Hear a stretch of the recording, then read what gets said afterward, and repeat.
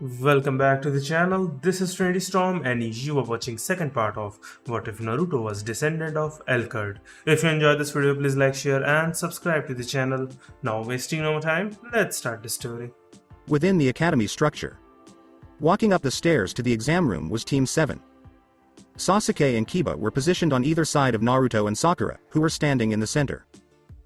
Left and right teams scrutinized the 13-year old and the 17-year old. They soon arrived at a packed hall full of people.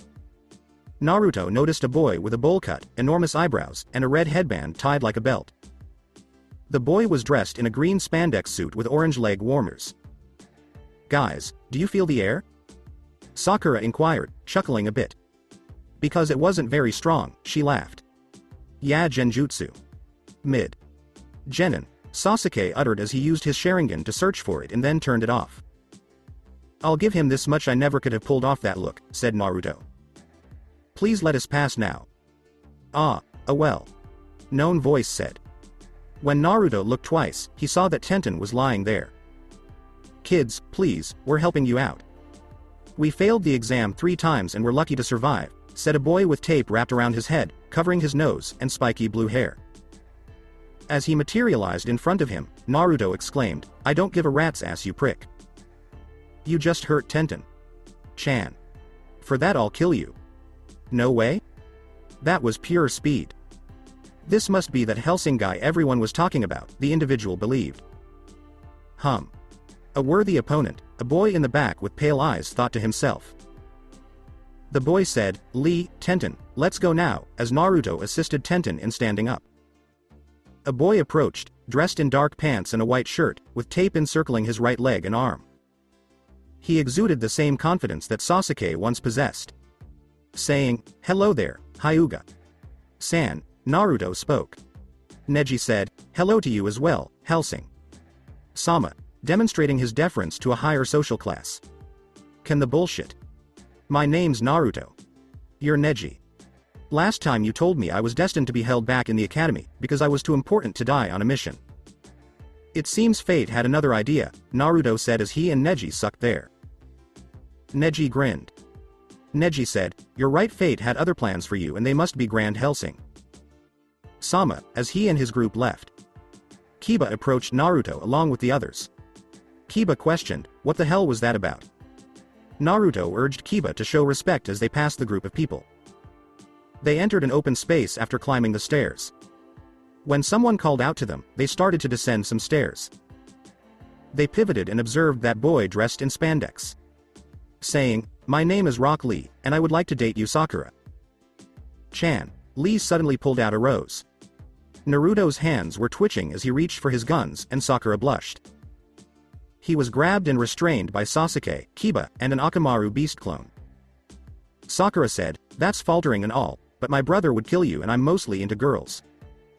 "Sorry, Lee-kun," to Lee's sobbing.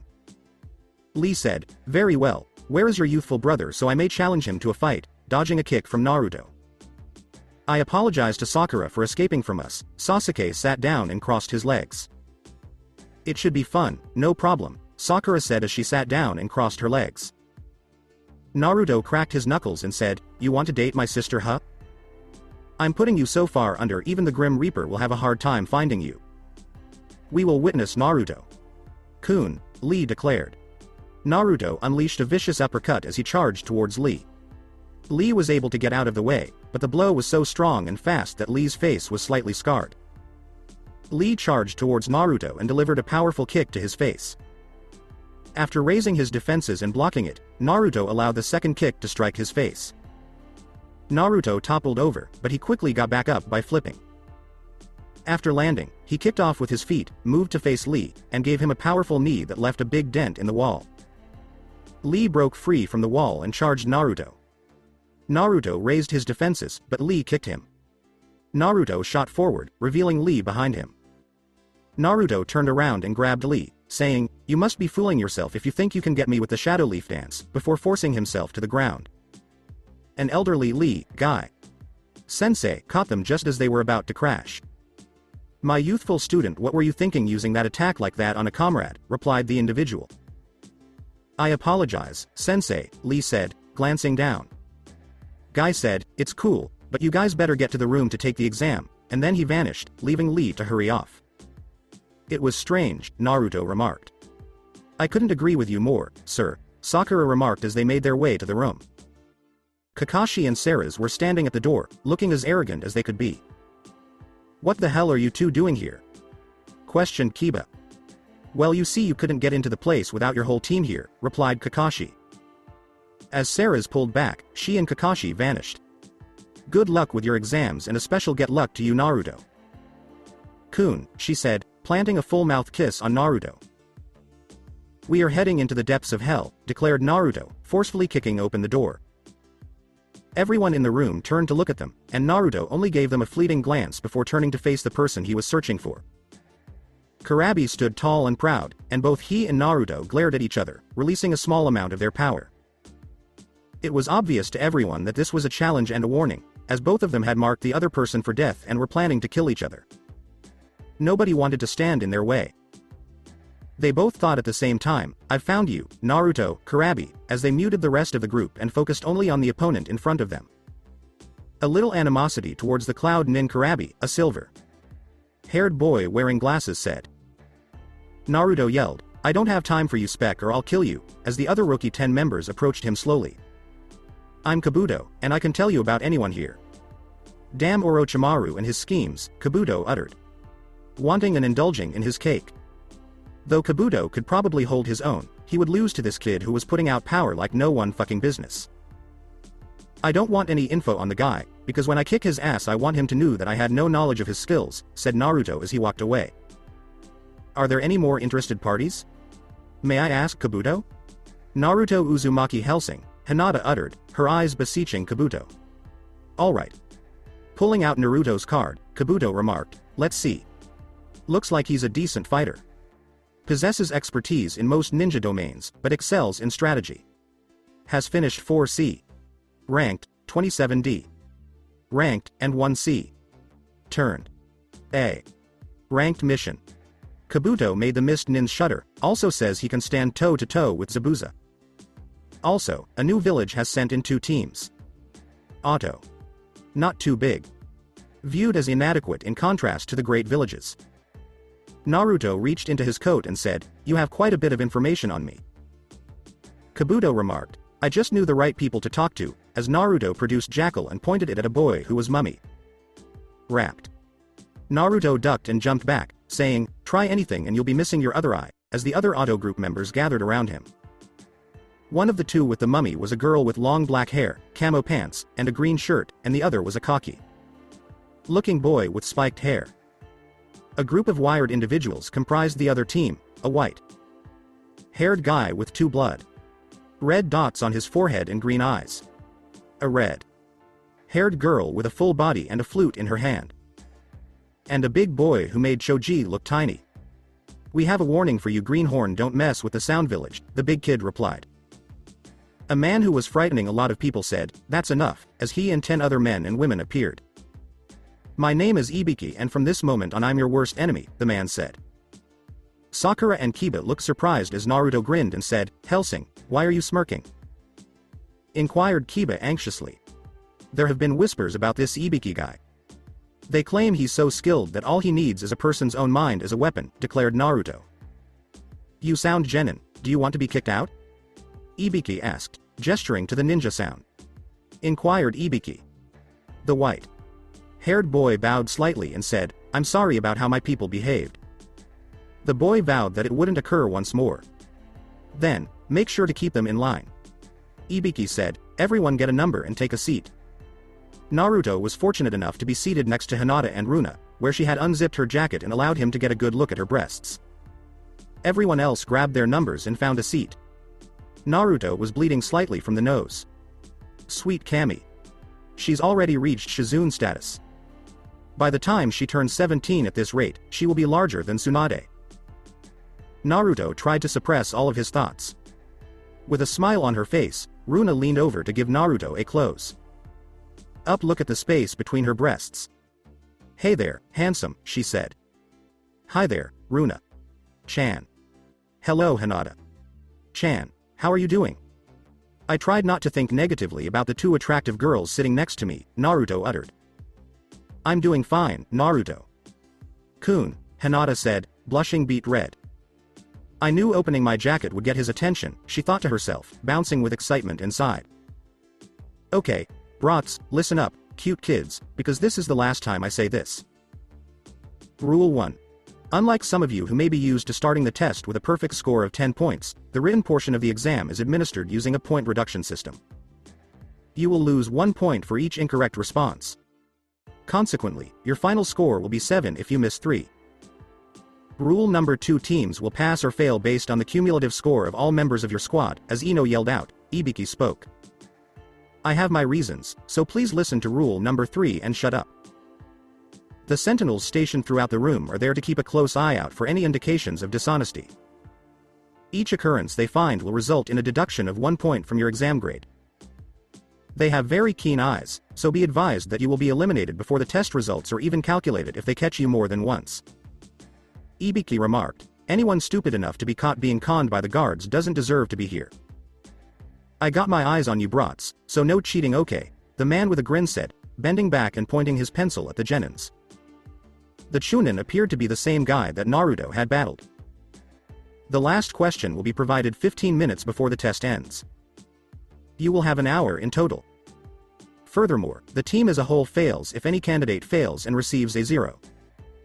Demonstrate your excellence as a shinobi if you wish to be regarded as one. Start. Ibiki slapped the chalk on the board and said. Everyone took out their pencils and began to read and write. A lot of the genin were cheating and were caught right away, but the rookies were trying their hardest to stay focused. Naruto was getting frustrated because he was unable to understand even a single line of the exam. After 15 minutes, he was starting to lose his cool. Hinata whispered, Naruto. Kun, you can copy off of me if you want. Before Naruto could reply, a kunai shot between him and Hinata, becoming lodged in the paper of a boy a short distance behind them.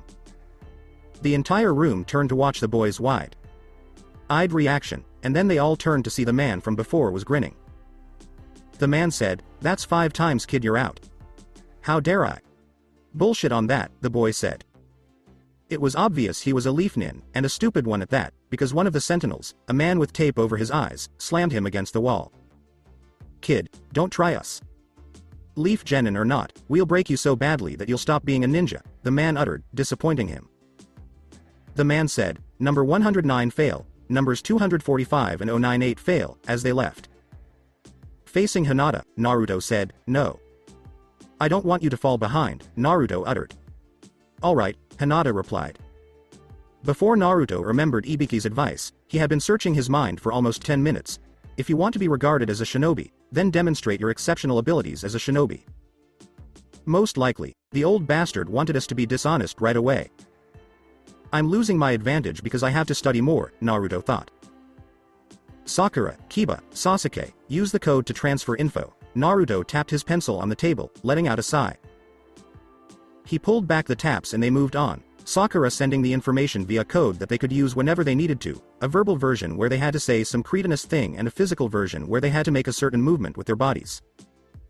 Pencils down worms, exclaimed Ibiki.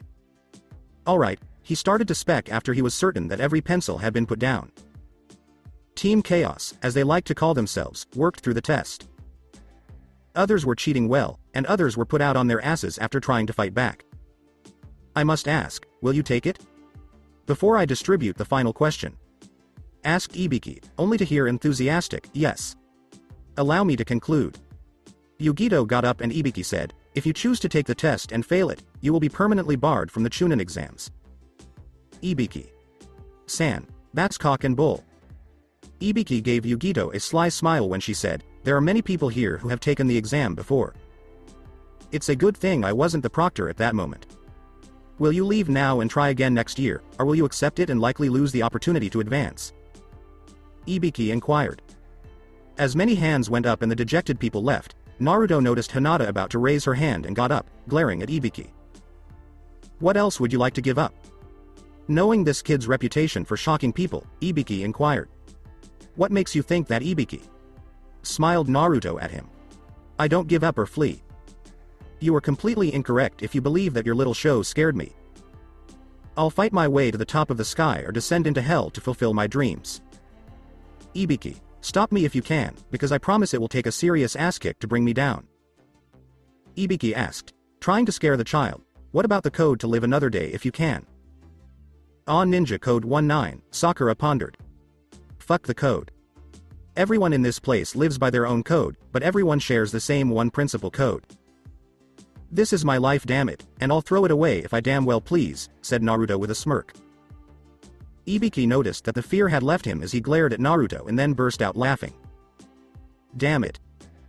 I've been the head of the TNI division for nearly 10 years, but no one has ever been able to stave off my mind tactics before.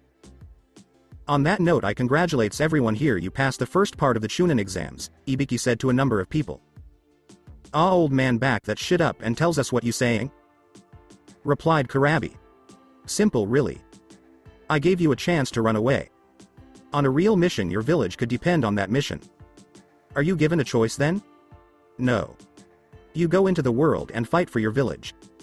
There are no weak shinobi under a strong command. I'm proud to say you have all passed, Ibiki replied.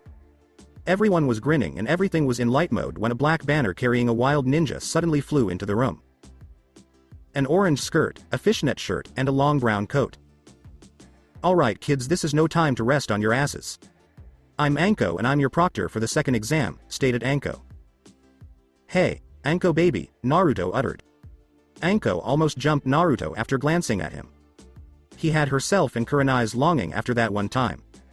I'll get to you later, but for now I got to get Ibiki. You left 44 teams this time around, Anko replied. Ibiki exclaimed, hey, they're just that good. Right, well, meet tomorrow at the area placed on the board. Be there 8 sharp or don't come at all and be prepared, said Anko as she disappeared. As everyone stood up and departed, Naruto went outside to meet his team.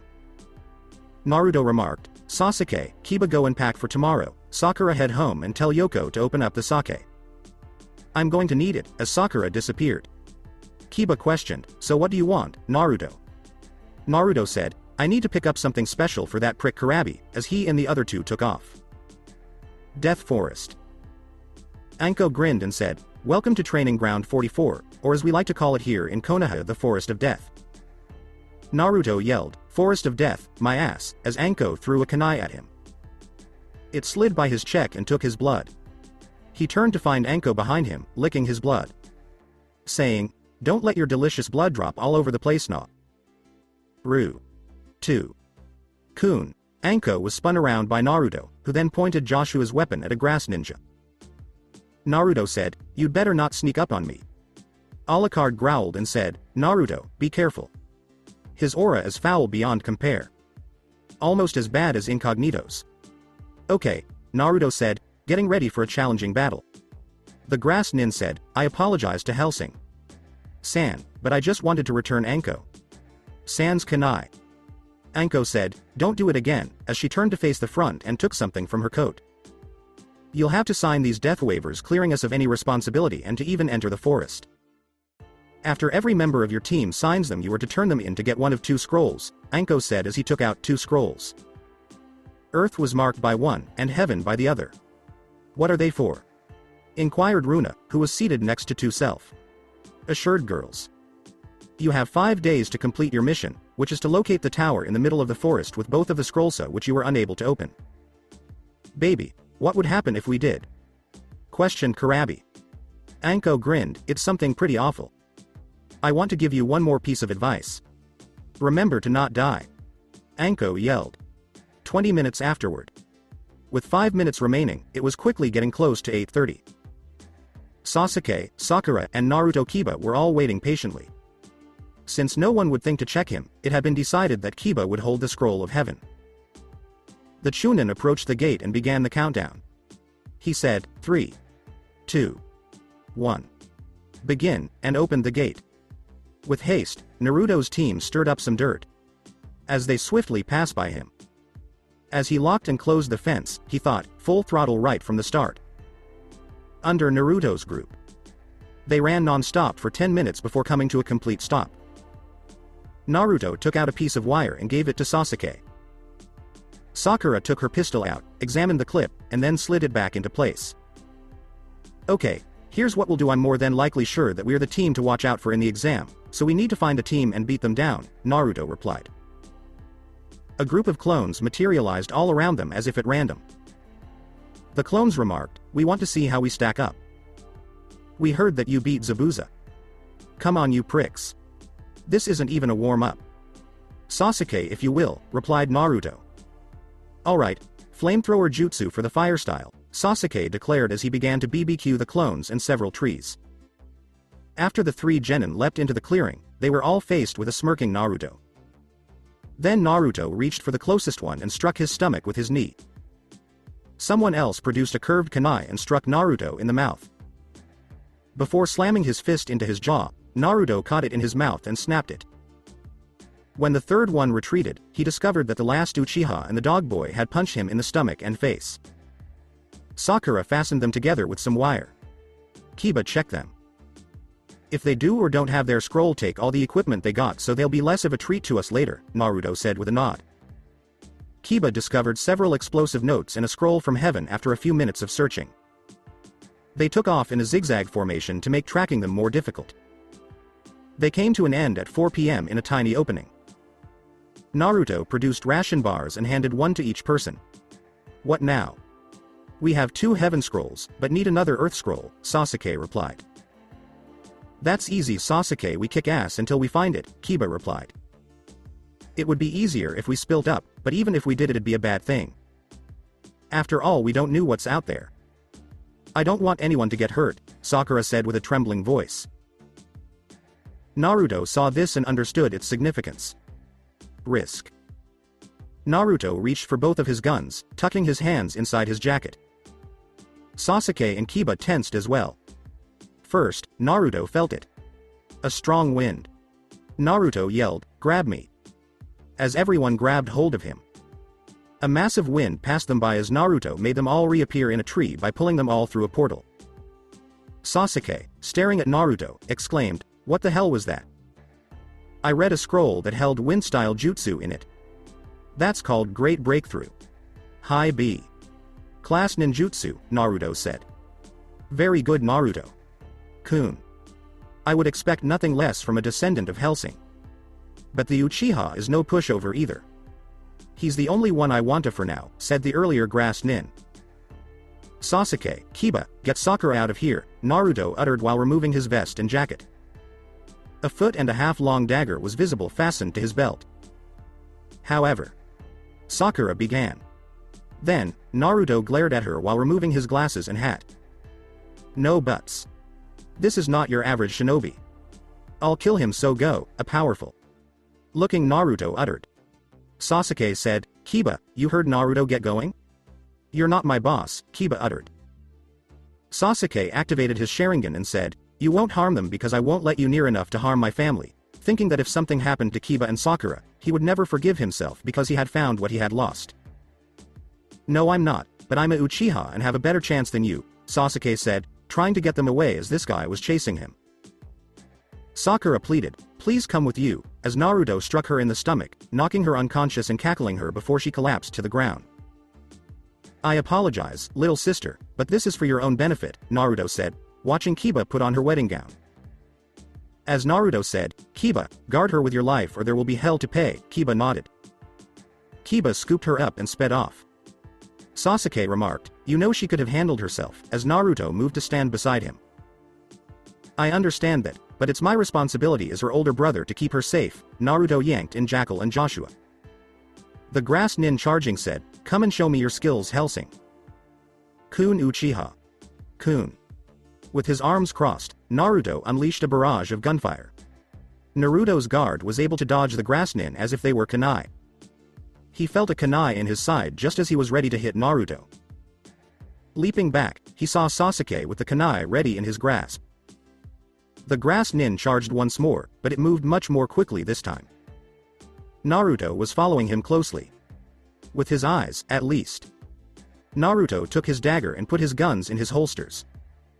The grass nin suddenly materialized above him brandishing a kunai in an attempt to kill him, but Naruto pulled out a much longer dagger instead. It was a sword, not a dagger. The blade measured 3 feet in length, with a black blade and a sliver-sharp edge. The hilt was red with a purple lining, measuring 11 inches in length. 3 kanji words were visible on the red blade. Dog, panther, fox. The blade exuded a distinct aura. It was blue close to the blade's edge, black surrounding it, and red for the outline, occasionally blending together. When Naruto charged at the grass nin, he got too close and cut his face, so I didn't want to use this against anyone but that bastard Karabi, Naruto said. Oh, you've unmasked me, the grass nin said, his skin peeling back to reveal pale skin and snake like yellow eyes. Please allow me to introduce myself. Orochimaru of the Sannin introduced himself. Before he could return his sword to its normal stance and charge alongside Sasuke, who was wielding a kunai wa, both Naruto and Sasuke tensed up, and before they knew it, they had both cut Orochimaru, who turned out to be a mud clone. Naruto then grabbed Sasuke's shirt and pulled him backwards, just as more than 100 fireballs landed where they had just moments before. That's it. Cutting vortex jutsu. Wind style, declared Naruto, creating a large vortex before detonating a gas bomb inside of it. Fire style. Fire arrow jutsu, Sasuke declared, launching a tiny arrow that ignited the gas within the jutsu, intensifying its power. After Orochimaru dodged and almost got impaled by Naruto, he glared at him, elbowed him in the gut, drew one of Naruto's weapons, pointed it at Naruto's chest, pulled the trigger, and Naruto fell backwards onto the ground. Orochimaru then threw the gun on Naruto's chest while he was bleeding. Sasuke then flared his chakra and charged forward. Sasuke threw a kick that Orochimaru ducked, then uppercut him. Sasuke then recovered and threw an inner punch at Orochimaru's face, but Orochimaru blocked it and slammed his knee into Sasuke's gut. Sasuke hit the ground, barely able to stand. With a sly smile on his face, Orochimaru approached Sasuke only to discover a sword in his stomach, which he managed to stop before it could cut any further. Looking up, he saw Naruto glaring at him. Naruto dashed forward, but Orochimaru scrambled back, careful not to let the blade touch his spine. Landing on a tree, he managed to avoid the blade, and he kicked Naruto hard in the face, causing blood to spurt from his mouth and nose. Leaping back, however, Orochimaru discovered that wire was wrapped around his leg. No, you do not. Naruto said, water and wind style, pressure boom jutsu, as a small amount of water began to gather in his palm. The water had the same amount of pressure as the seafloor, so he threw it at Orochimaru, using the wind to propel it forward quickly. When the ball struck Orochimaru, it felt as though his body would burst from the pressure. Orochimaru struck a tree, and when Naruto ran up to it, he saw nothing but skin. Naruto then heard the sounds of a fight and turned to see Sasuke barely standing and Orochimaru attacking him. Naruto charged over, holding his sword in front of Sasuke, who had dodged a kick, but the follow up caught him in the face with an upward kick. Once he was within striking distance, he slashed at Orochimaru, taking off his head. Sasuke spit out blood and grinned at Naruto as he helped him up. The two of them pounded fists and turned to follow Kiba. Neither of them saw the body turn to mud before Orochimaru's head shot up and bit Sasuke in the neck, causing him to scream and fall to the ground. Naruto then hurried over to check on Sasuke and noticed a mark that appeared to be the Sharingan's tomes on Sasuke's neck. You'll never realize, brat, how dangerously close you were to killing me. I promise never to let myself be so vulnerable in front of you again. For power, Sasuke will go after me, Orochimaru said. Sheathing his sword and placing Sasuke on his back, Naruto growled before setting Sasuke down and retrieving his coat, vest, hat, and glasses. You owe me, you prick, Naruto uttered, trailing Sakura and Kiba's scent. With Sakura and Kiba, nearly 2 hours had passed since Naruto had ordered them to flee. Sakura was still outside, and he sat in a clearing with a hollow cave beneath a tree, her head resting on her jacket, which he had folded. He placed her blades next to her, holding her pistol for protection, and glanced at Akamaru, who was lying next to her. Sakura sat up and her eyes snapped open the next thing he knew. Naruto. Kun. She uttered hastily. Sakura, how are you doing? As Kiba approached her and asked. I'm alright, but what about Sasuke and Naruto? Sakura questioned Kiba as he returned her firearm. I got the hell out of there after Naruto knocked you out, so not sure. I was monitoring the conflict. Kiba remarked as Naruto landed close to them. Naruto and that grass nin were putting out power like nobody's business. Laying Sasuke on the ground, Naruto remarked, I had no choice but to use that much power. It was Orochimaru. What took place with him? As Naruto took out a few pills, Sakura questioned. I'm not sure. He had a strange mark on his neck from that bastard, and I'm sure it had to do with his attempt to dominate someone else. I'm going to take Sasuke's mind with a mind meld. As soon as I enter his mind, both of you must be prepared to kill each other if we appear to be a threat, declared Naruto. Naruto, there is no way. Sakura remarked, I won't do it under any circumstances, as Naruto produced his gun and raised it to his head. Sakura, you might be surprised to learn that, in the right situation, a point-blank shot can kill me. Thus, make a vow to God that you will, or I'll stop it here. 5. 4. 3. 2. 1 uttered Naruto while Sakura, with tears welling up in her eyes, knocked his gun away. With a forehead kiss, Naruto said, Good girl. Sakura remarked, You can never do anything without almost tearing my heart in two, as Naruto initiated the jutsu. A single black beam focused on Sasuke, and Naruto fell over like a light. Sorry Sakura. Chan. Hellsing style. Mind meld jutsu, he said. The thought of sake. When Naruto opened his eyes, the Uchiha district was exactly like the one he was in, but something didn't feel right. When Naruto looked up at the sky, he noticed that it was the peculiar shade of purple that Orochimaru liked. Naruto leapt onto a rooftop just as Orochimaru's shadow materialized and grinned. I see you're here to destroy me, replied S. In front of Naruto is Orochimaru. Naruto said, You're damn right Orochimaru. Where is Sasuke, you slimly snake? After realizing his guns were gone. Don't you get it Naruto? Kun? We're in a mind and soul. That means that physical weapons can transcend into this plane, replied S. Hello, Orochimaru. After breaking his knuckles, Naruto adopted a fighting stance that he frequently employed without the use of weapons. Naruto charged only for S. That may be, but I still have my fists. Fight me you fucking snake, he said. Orochimaru will disappear. I can only be killed at the very core until you can find Sasuke. Kun, and even then only Sasuke can stop himself from falling. Naruto. Kun, replied S. Hello, Orochimaru. Damn. Exclaimed Naruto, beginning to search for S. Hello, Orochimaru. Naruto, it's not that easy, Alucard, who had folded his arms, said as he appeared beside Naruto. Why am I not surprised by that, and what the fuck are you doing here Alucard? Replied Naruto.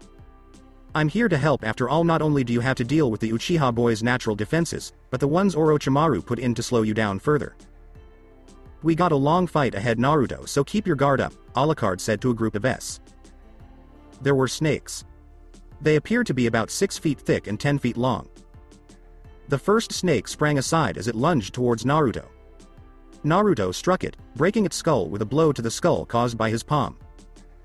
Naruto was thrown one of the guns that Alucard caused to appear. After Naruto discovered it, they got ready to battle. The S. When snakes realized they were in trouble, they summoned assistance. Massive entities resembling exterminated humans materialized. Alucard smiled and Naruto's eyes grew wide. Alucard rushed to the closest one and exclaimed, Ha ha ha ha ha ha. Now you're about to see that I was like when I was alive. I'm almost as bad as they came in my time. Alucard pulled the trigger, letting the shots fly toward his face. Naruto shuddered as he studied Alucard. Naruto considered this after leaping over a snake and taking out its head, thinking, if this is only the surface of what he's like in battle, then he's a lot deadlier than I thought. A lengthy fight was about to begin. With Kiba and Sakura. Sakura was beginning to worry because Naruto had only been on Sasuke's mind for a few hours. Her heart began to race as Naruto unleashed a wave of dark chakra. Whimpering, Akamaru hid in Kiba's jacket. Sakura had covered Sasuke's and Naruto's heads with a towel. Sakura said, glancing at Naruto, what's going on? I know he's trying to save Sasuke, but you have to give them time Sakura. Get some rest, I'll take first watch, Kiba replied. Sakura grinned and lay down, saying, okay Kiba. Akamaru, make sure he doesn't try to look at me while I sleep. Araf, Akamaru exclaimed. Translation. All maintain control over the pervert. In training. As she dozed off, Sakura stroked his head. She heard Kiba cry out in agony what felt like a minute later. Sakura leapt up, took her sword, and turned to leave. Her gaze grew wide. Kiba appeared to have been fighting for quite some time, as evidenced by the numerous wounds he had on the ground. Akamaru lay wounded on the ground as well. Sakura hurried over to give Kiba a headshake. Kiba. Kiba. Are you okay? Sakura said, apprehensive. With a bloody cough, Kiba opened one eye and said, Sakura, get out of here. If anything were to happen to you, Naruto would kill Maya even if it meant his own death, Kiba uttered. After giving him a quick kiss on the forehead, Sakura said, thank you for trying to protect me, just as Kiba fainted. Rising to her feet, Sakura glared at the group of ninja who had injured Kiba. A boy with a smug expression, a girl with long black hair, and a boy with a hunchback who was wrapped like a mummy. Hello, young woman. My name is Dosu. Kin is the girl, and Zaku is the other boy. Please take a step back. Dosu remarked, I prefer not to harm women whenever possible, as Sakura took off her jacket and clasped her sword firmly in her hand. Happy birthday. She has a body that I like. Possibly Orochimaru. Sama will present her to me as a gift, smirking. Zaku grabbed his chin. We're here on orders, ma'am. I'm sorry, Kin said, lowering her head in humiliation. Sakura looked at all three of them, nodding understandingly as she did so. Zaku, on the other hand, seemed to be infatuated with what he was doing, willing to do whatever he pleased and to hell with the consequences, while Kin and Dosu seemed to detest what they were doing. You pig, I'm going to chop off your head. Sakura barked as she lunged full speed toward Zaku. Sakura unsheathed both her blades and lunged in for an attack, but he caught both of her swords with his hands and smirked at her. Dosu and Kin leapt into the trees, and Zaku stood grinning and charged at Sakura, only to be struck in the face by a vicious kick that let him land on the ground. He quickly got up before he extended his hands. When Sakura saw this, she began to make her own hand signals. Sound style. Slicing airwave, Zaku exclaimed, releasing a powerful wind from his hands in Sakura's direction. Fire style. Firewall jutsu, Sakura exclaimed, putting out a massive wall of fire that measured 9 feet in width and 10 feet in height. The wall held, but then the fire resurfaced and hit Sakura, who screamed as some of the fire burned her and fell to the ground before swiftly getting up to face Zaku's kunai attack. Zaku appeared behind Sakura, grabbed her, and kissed her cheek. Sakura instantly had a flashback of some of the things her mother had done to her, turned around on her heel, and unleashed a combo of slashes and kicks that would have killed anyone, but Zaku just grinned as he began to heal, albeit not as quickly as Naruto. Baby, what's wrong? When I'm done playing with your gorgeous body, you can rest all you want. I'm just getting started, Zaku remarked. Naruto, hurry up in there, Sakura thought to herself as she charged Zaku head on. Sakura took a fighting stance. In Sasuke's thoughts, it was first kill a few and move as fast as you could before more showed up. Now it was 3 waves and then move. You could only kill things for so long before you got annoyed or boarded, and Naruto got annoyed. Furious as hell, Naruto ducked a fighter and pistol whipped him, taking off his head.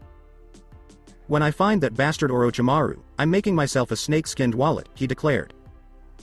Alucard was in the same boat as Naruto because, while shooting a snake in the temple, he had a frown on his face and said, Naruto, save some of that skin for me.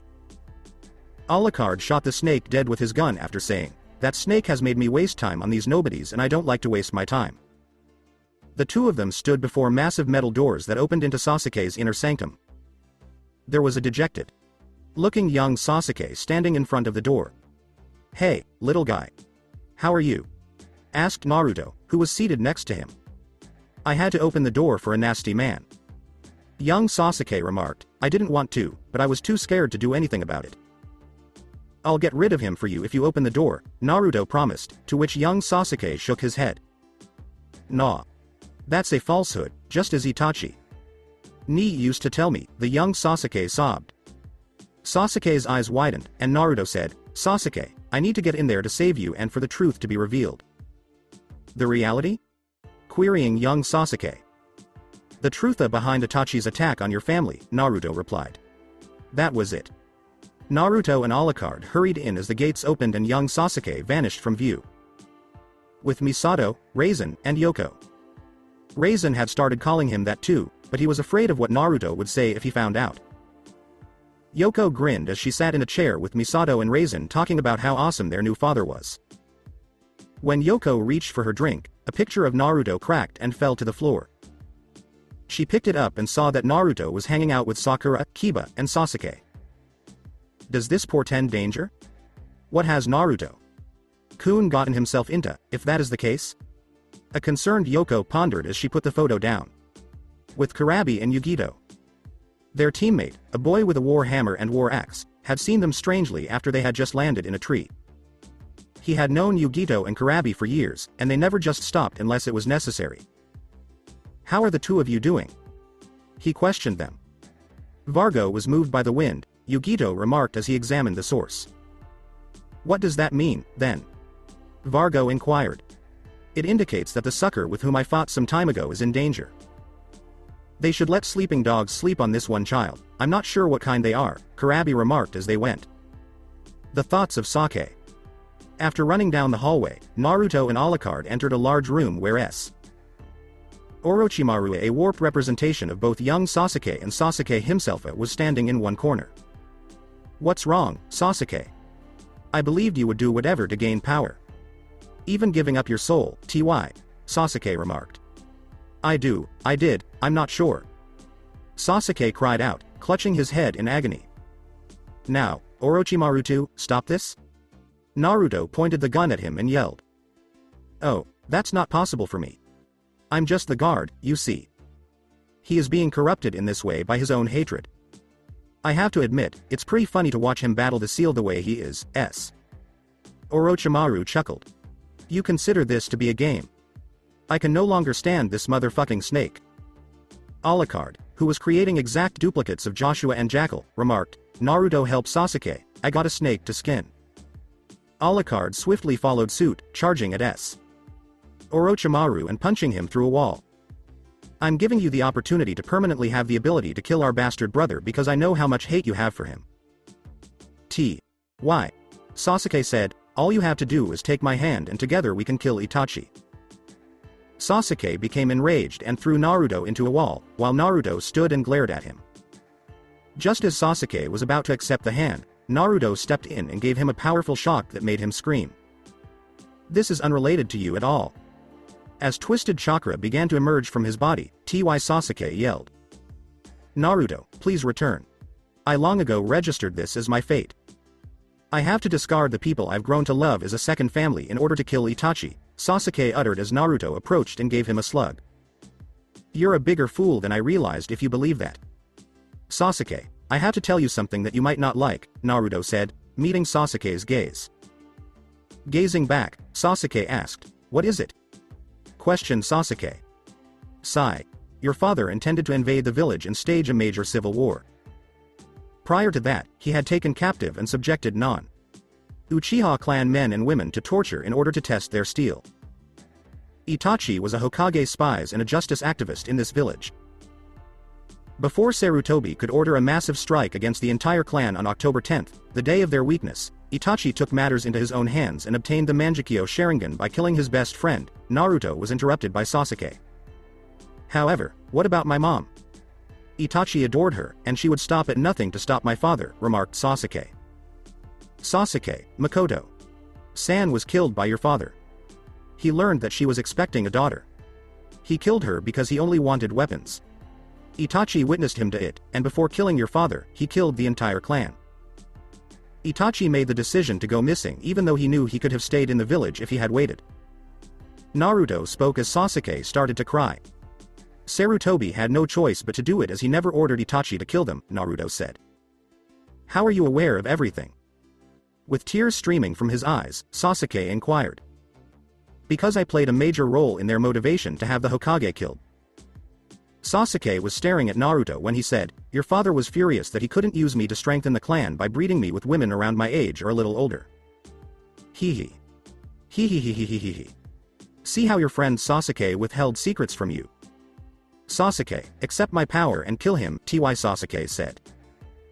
Takayuki smirked and approached him, but before he could extend his hand, Sasuke grabbed him around the throat, saying, "I'm tired of you and your tricks."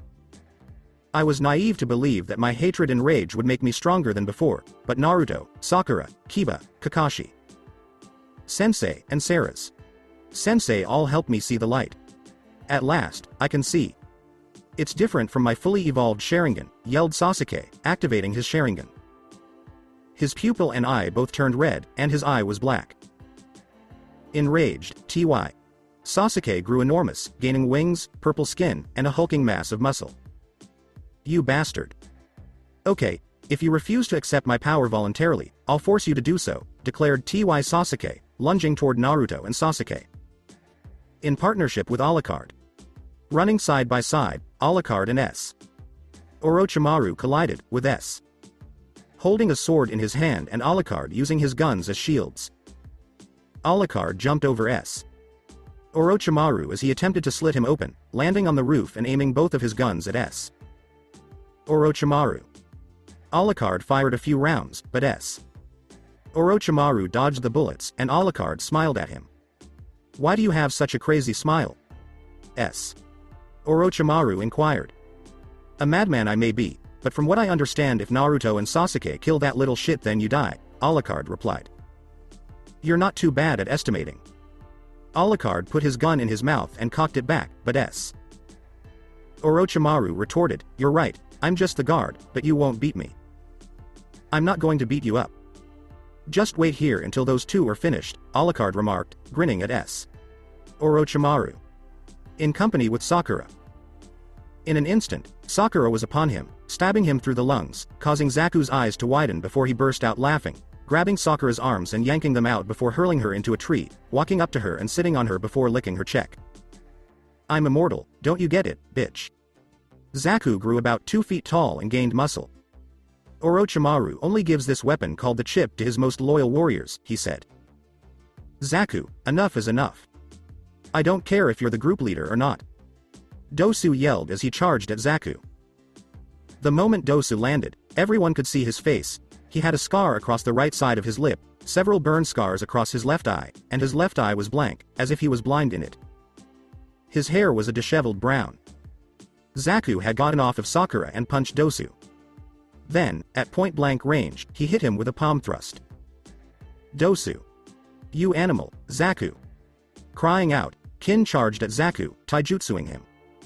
Kin parried a punch from Zaku, and when she tried to sweep at his legs, he leapt over her. Zaku then kicked her across the ground and into a tree, whereupon Kin screamed in agony. As Zaku approached her at a slow pace, Sakura propelled him into the air and helped pull Kin up. "How are you doing?" Sakura inquired. "Yes, I am, but let's exercise caution." "Right now, his power is far greater than ours," Kin remarked. "How about that guy from Dosu?" Sakura inquired. "I'm doing okay. To keep me down for very long, it takes much more than just a simple blast," said Dosu, who was standing erect and Tala at least 6 feet. "Alright. By the way, my name is Sakura," said Sakura. "It's a pleasure to meet you, Miss Sakura," Dosu nodded to her. "I wish it was in better conditions," Dosu uttered as he assumed a combat stance. "You betrayers. Whatever. I'll kill you all," declared Zaku, straightening his neck and getting up. Just then, a huge kick struck Zaku squarely in the jaw, proclaiming, "Konoha's stunning Azure Beast has arrived." "My name is Rock Lee, and I'll be your next adversary," Lee declared. Returning to Sasuke's memories of Naruto and himself. Both Sasuke and Naruto began making hand signals, but they both dodged a huge blow by jumping to the side. Cutting Vortex Jutsu in wind style. A huge wind appeared around Sasuke, causing numerous cuts to appear all over him, yelled Naruto. Grand Fireball Jutsu in the fire style. Blowing out the biggest fireball he could at Sasuke, Sasuke yelled. "Why?" Sasuke screamed in agony as the fireball struck the wind and turned into a fire twister. He leapt over to Naruto and the two nodded as they leapt into the air. The fire subsided and Sasuke glared at them. Fire style. Jutsu with Phoenix Flower. He let out a yell. Double play. Ninjut corkscrew kick. While they began to spin back to back, Naruto and Sasuke exclaimed. The kick pushed aside all of the fire, and they delivered a powerful kick to Sasuke's chest. Why? Sasuke then grabbed both of them by the legs and threw them into opposing walls. Both Naruto and Sasuke got up, with Naruto jumping on the walls and beginning to run while Sasuke charged forward. Why? Sasuke was about to attack when a bullet struck him in the eye, causing him to yell in pain and remove his hand as his eye revered. However, he met with Sasuke's new Sharingan and a fiery white fist that snapped his head to the side and sent him into a wall. Very good attack. Anyhow, what are you going to name that thing? Questioned Naruto. I think I'll call it the Soul Sharingan, Sasuke remarked, glancing at Naruto. Are there any flaws in that thing? Questioned Naruto. Saying, not that I can tell right now, Sasuke spoke. As he charged at Naruto and Sasuke, Sasuke yelled, I'm going to devour your souls. He threw a swiping fist at Naruto, which Naruto dodged, and a kick at Sasuke's head, which Sasuke blocked. Sasuke kicked him in the gut, but Naruto was hit in the jaw. When Naruto was in the air, he threw a kick that was blocked, but Sasuke hit him in the chest with his other fist, sending him flying. Naruto landed and skidded across the floor, slowing down with his left hand, then rushed back at Sasuke and they started a taijutsu fight. Naruto used his agility to get the upper hand, but it seemed that Sasuke had a power advantage as well. He grabbed Naruto by the arms and threw him into Sasuke. Both of them crashed into the walls. Naruto got up, cleaned himself off, and stepped forward. This guy is tougher than he looks, Sasuke remarked. What are you doing? Questioned Sasuke. Something I detest. Recall that there were moments during training when I was by myself. I was learning a family trade from Alucard. Releasing power restriction level 4, declared Naruto, causing Sasuke to gasp and jump back in terror as his vampire chakra flared. So what, I'm not afraid of you. You don't frighten me. Sasuke stated. With a sly smile that would have made Alucard and Integra proud, Naruto said, it's not me you have to fear, as Sasuke rose to his feet, a ring of white fire blazing around him. It's me, Sasuke declared while raising a hand. Before Sasuke could even recover, Naruto charged in first and kicked him in the chest. Sasuke then rushed Naruto and struck him multiple times with white, flaming fists. Stepping back with severe burns, Sasuke was shot 7 times in the chest by Naruto, sending him to his knees but immediately getting back up and glaring at them both. You just can't kill me. You can shoot me, burn me, or anything else. Sasuke exclaimed in utter fury, Want to place a wager on it? As they approached each other, Sasuke, posing as Naruto, said. Sasuke's pure white flaming fist and Naruto's pure black fist combined to create a powerful force that destroyed Sasuke's body in the whisper of Orochimaru. How are you feeling, Sasuke? Questioned Naruto. I feel like a huge weight has been lifted off of me, Sasuke grinned. When will we wake up? Questioned Sasuke. We have a good 5 minutes before I fade back to my own body with Alucard, so do you have any questions? Naruto asked as he took a seat. Questioned Naruto. Yes. How does sex work? Asked with a twisted smirk Sasuke. In partnership with Orochimaru. Orochimaru growled, damn. I just felt a strong tug on my soul, which meant that one of my curse seals had been destroyed, and this had the signature of a heaven seal. It must have been destroyed, Sasuke's seal. Whatever. Still, I got what I wanted. Now I just need to have Kabuto change my genes to finish my plans, Orochimaru wrote in a scroll containing the Sharingan's DNA knowledge. With Lee, Dosu, Kin, Sakura, and Kin. Zaku was starting to lose eye to all the Leaf Ninja and traitors were finally getting to Hima and he charged at Lee, who leapt into the air and slammed a foot into Zaku's head. Zaku retaliated, aiming an attack at Lee. Lee stood before Zaku in his stance. Slicing airwave, sound STLYE. Zaku yelled, blasting Lee with a powerful blow. After glaring at Zaku and unwrapping his arms, Lee rushed at him and punched him with all his might. Zaku leaned back in pain, but Lee ran behind him and kicked him into the air. Lee had blocked most of the attack by crossing his arms over his vital organs, but he was blasted into a tree. Shadow Leaf Dance, Lee exclaimed, setting up his next move as he sent Zaku skyward with a back kick. Brat, what are you doing? Cried Zaku. You, Lee. San? Sakura uttered those words. primary louts, declared Lee as he wrapped Zaku in the tape. They both spun around in midair and sped toward the ground, but at the last second, Lee leapt away, trapping Zaku in a crater. "Please be dead," Lee said as he landed next to Dosu, his left leg bulking. "My body is immobile now," Lee thought to himself as a strong throbbing sensation shot through his leg. Zaku slowly got to his feet, glaring at Lee, "You bastard. I was genuinely hurt by that. Unfortunately, you will never get to try that again."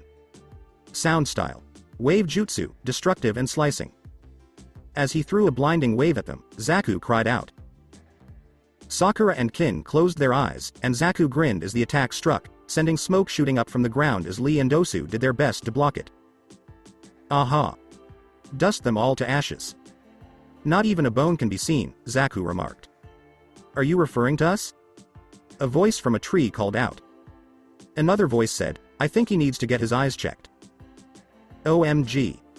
Zaku looked up and yelled. Naruto was standing in the tree, Sasuke beside him, Sakura in one arm and Lee over the other, with Naruto holding Kin in one and Dosu over his shoulder. "Why didn't you get me, brother?" Sakura inquired. Dosu and Lee slid down, and Naruto grinned at her and said, "Sasuke had a 3-second head start on me," setting Kin down as Sasuke did the same with Sakura. "Watch out for Zaku," Dosu remarked. "He's a lot stronger than he looks," as Zaku gave them a fierce look. "Don't worry, this won't take long," Sasuke said as he leapt down alongside Naruto as Naruto drew his sword and he activated his Soul Sharingan. "Ha. It's like looking into the eyes of demons," Zaku thought as Naruto cracked his neck. "Like you two losers can beat me," Zaku said as he stared into the eyes of those two young men. "Like he said, this won't take long," Naruto uttered while taking a position. With Team 7. When Naruto took a tiny whiff and growled aloud, Sasuke and Naruto sided up to Zaku, searching for any weakness. He pulled out Jackal, aimed it at Zaku's leg, and fired.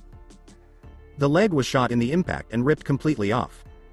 Zaku let out a growl as his leg started growing again. Naruto scowled in response. Naruto nodded to Sasuke and said, "Sasuke, be careful. This prick has a freak chip inside him and unlike Gadu he can truly fight back." While Naruto remained on the ground and began his own chain of hand signs, Sasuke leapt up and began. Zaku charged at Naruto with confidence in his abilities from the start. At the last sign, Naruto stopped just in time to see Zaku charge. Naruto forcefully hit the ground with his hands. Naruto remarked, "Earth style, spiked road jutsu," as massive spikes started to emerge. Before Zaku realized Sasuke was in the air, he was certain he could maneuver around them. "Fire style. Phoenix flower jutsu," Sasuke declared, hurling a plethora of tiny fireballs at Zaku in an orange red hue instead of white. Zaku realized he was stuck and leapt back, only to have the fireballs strike most of his chest and a spike skin most of his back. After realizing Sasuke had stopped throwing fireballs, Naruto charged at Zaku and kicked him into a tree. Naruto took a quick step back. Sasuke used Naruto's shoulder as a stepping stone and leapt off while removing 2 kunai with exploding notes when he was firmly on the ground. Just as the notes were going up, Sasuke gave a kick to his chest. Zaku threw a couple of the spikes and came to rest a short distance away. He stood up and lunged towards Naruto and Sasuke, holding out his hands. With a swift retaliation, Naruto and Sasuke launched a fierce combat of close quarters and taijutsu. Zaku hurled 5 airballs at Sasuke and Naruto with his hands. Before they could get too close for comfort, Sasuke used a water wall to intercept the final 2 as Naruto flipped over 1 and twisted his body past 2. Naruto swung his sword and struck Zaku. With the blade cutting his eye, Zaku jerked back his head and grabbed Sasuke by the shirt. However, with some remaining momentum, Sasuke turned around and flipped most of his body onto Zaku's neck before slamming him into the ground. Zaku struck Sasuke across the face. Even though Sasuke threw back his head to lessen the blow, Zaku managed to knock him off. Zaku got up and lunged towards Naruto. With his weapon aimed, Naruto fired 3 shots. Zaku felt like he was on fire as all 3 struck him in the body, causing him to clutch his chest in pain. Drawing nearer, Naruto pointed his gun at Zaku. As Naruto readied his gun to fire, Zaku was filled with fear. "No, please don't kill me," Zaku cried, his chakra building. Before Zaku, Naruto spat on the ground. You are a worm and scum who doesn't deserve to die by this gun. You don't have the pleasure to see the sunset on this day. I'm sending you to hell and you'd better pray because I'm not as merciful as God as Zaku," said Naruto as Zaku grabbed his weapon. He held up his hand, ready to shoot Naruto at point-blank range. I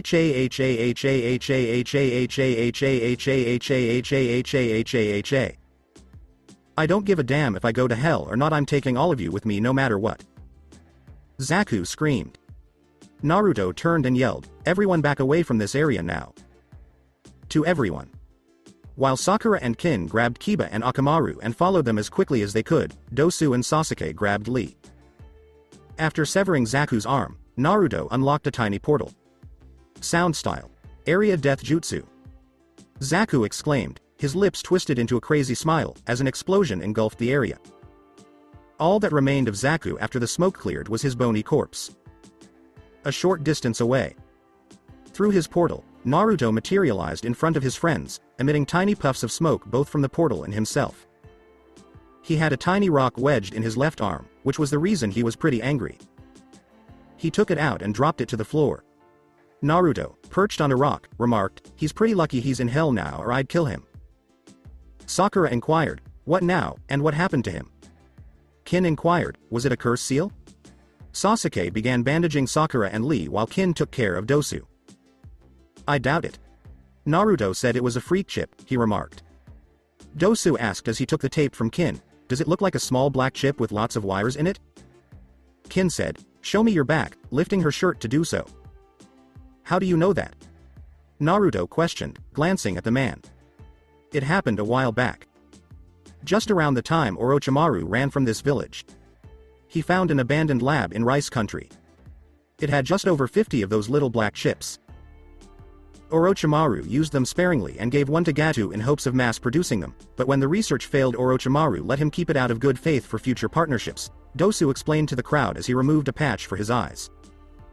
Dosu grinned and said, "How the fuck do you know that, Dosu-san?" To Naruto. "I have very good ears and love to listen to things going on around me, plus Orochimaru left some of his old research in the sound library," Dosu replied. "That greatly complicates things," Naruto remarked. "How so?" Kin inquired while she concealed her back. "Well, I knew that I destroyed a chip back in Wave after I killed Gato, and Zaku just now probably fired his chip with that explosion, so that means that Orochimaru either put a few in his top LT or sold them to the highest bidders. With our luck it's both. And since we have no way to track these things it will give us a harder time," replied Naruto. Kiba said, "Let's just head to the tower." Dosu and his kin removed their headbands and slashed through them. "Agreed. Since we no longer serve sound," Dosu said. Dosu casually said, "We work for ourselves," but Kin held onto hers. Naruto said, "Leave Lee here. He'll be up in just about 10 minutes, besides Tenten and Neji will be able to find him," as they streaked through the forest. "I just hope she can't link this back to me. Last time I pissed her off. No, Naruto, don't cross into dangerous waters," said Naruto. Neji and Tenten discovered Lee talking about pretty pink haired girls, whirling eyes, and sound people just 40.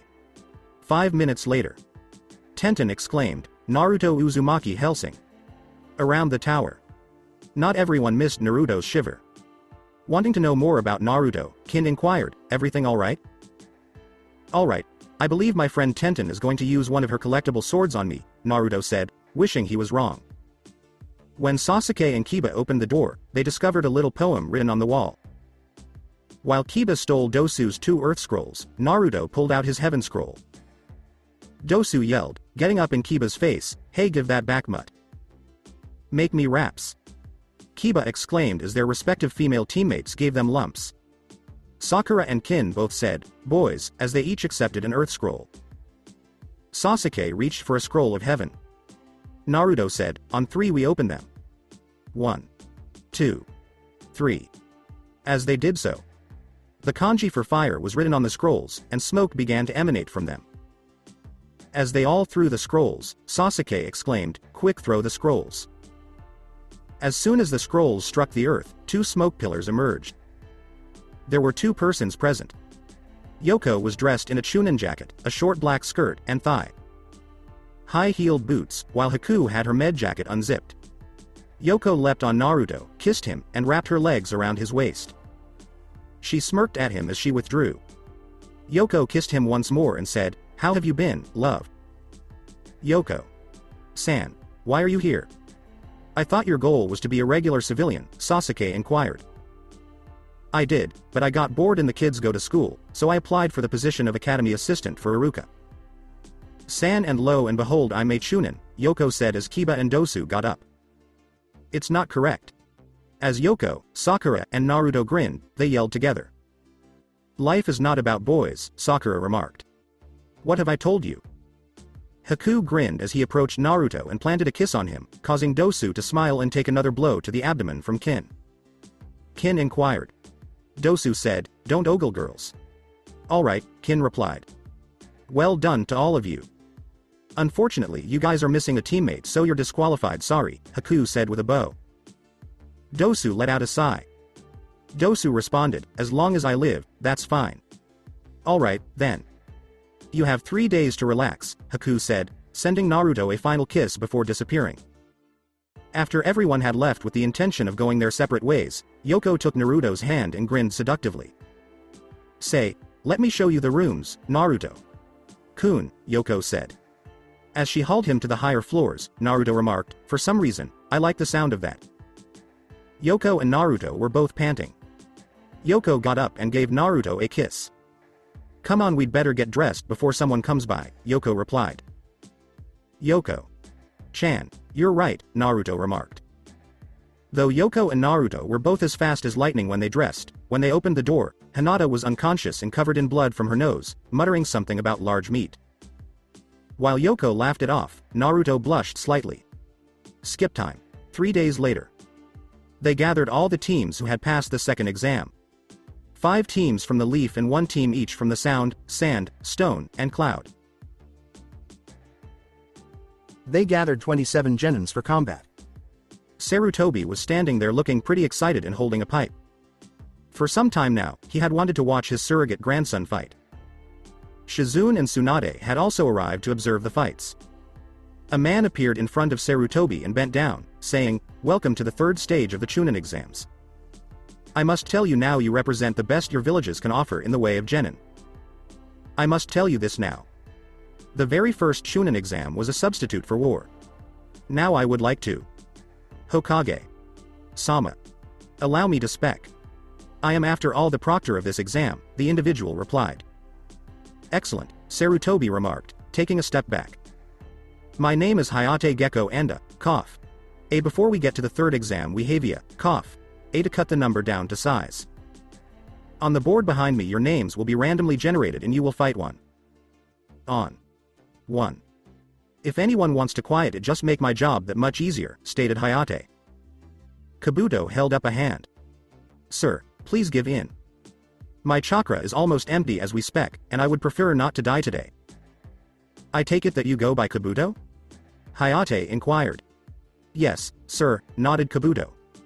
Hayate said, very well, please leave the stadium. Anko narrowed his eyes and said, there's something wrong with him, as Kabuto left. Anko thought as the board started to spin, I'll have a few Anbu look into it later. When it stopped, these 2 names appeared. Yarosuke Akado versus Sasuke Uchiha. Will everyone, but the 2 combatants clear the floor, Hayate replied. Try not to use your soul Sharingan too much, Sasuke, Naruto said as everyone started to move away from Sasuke.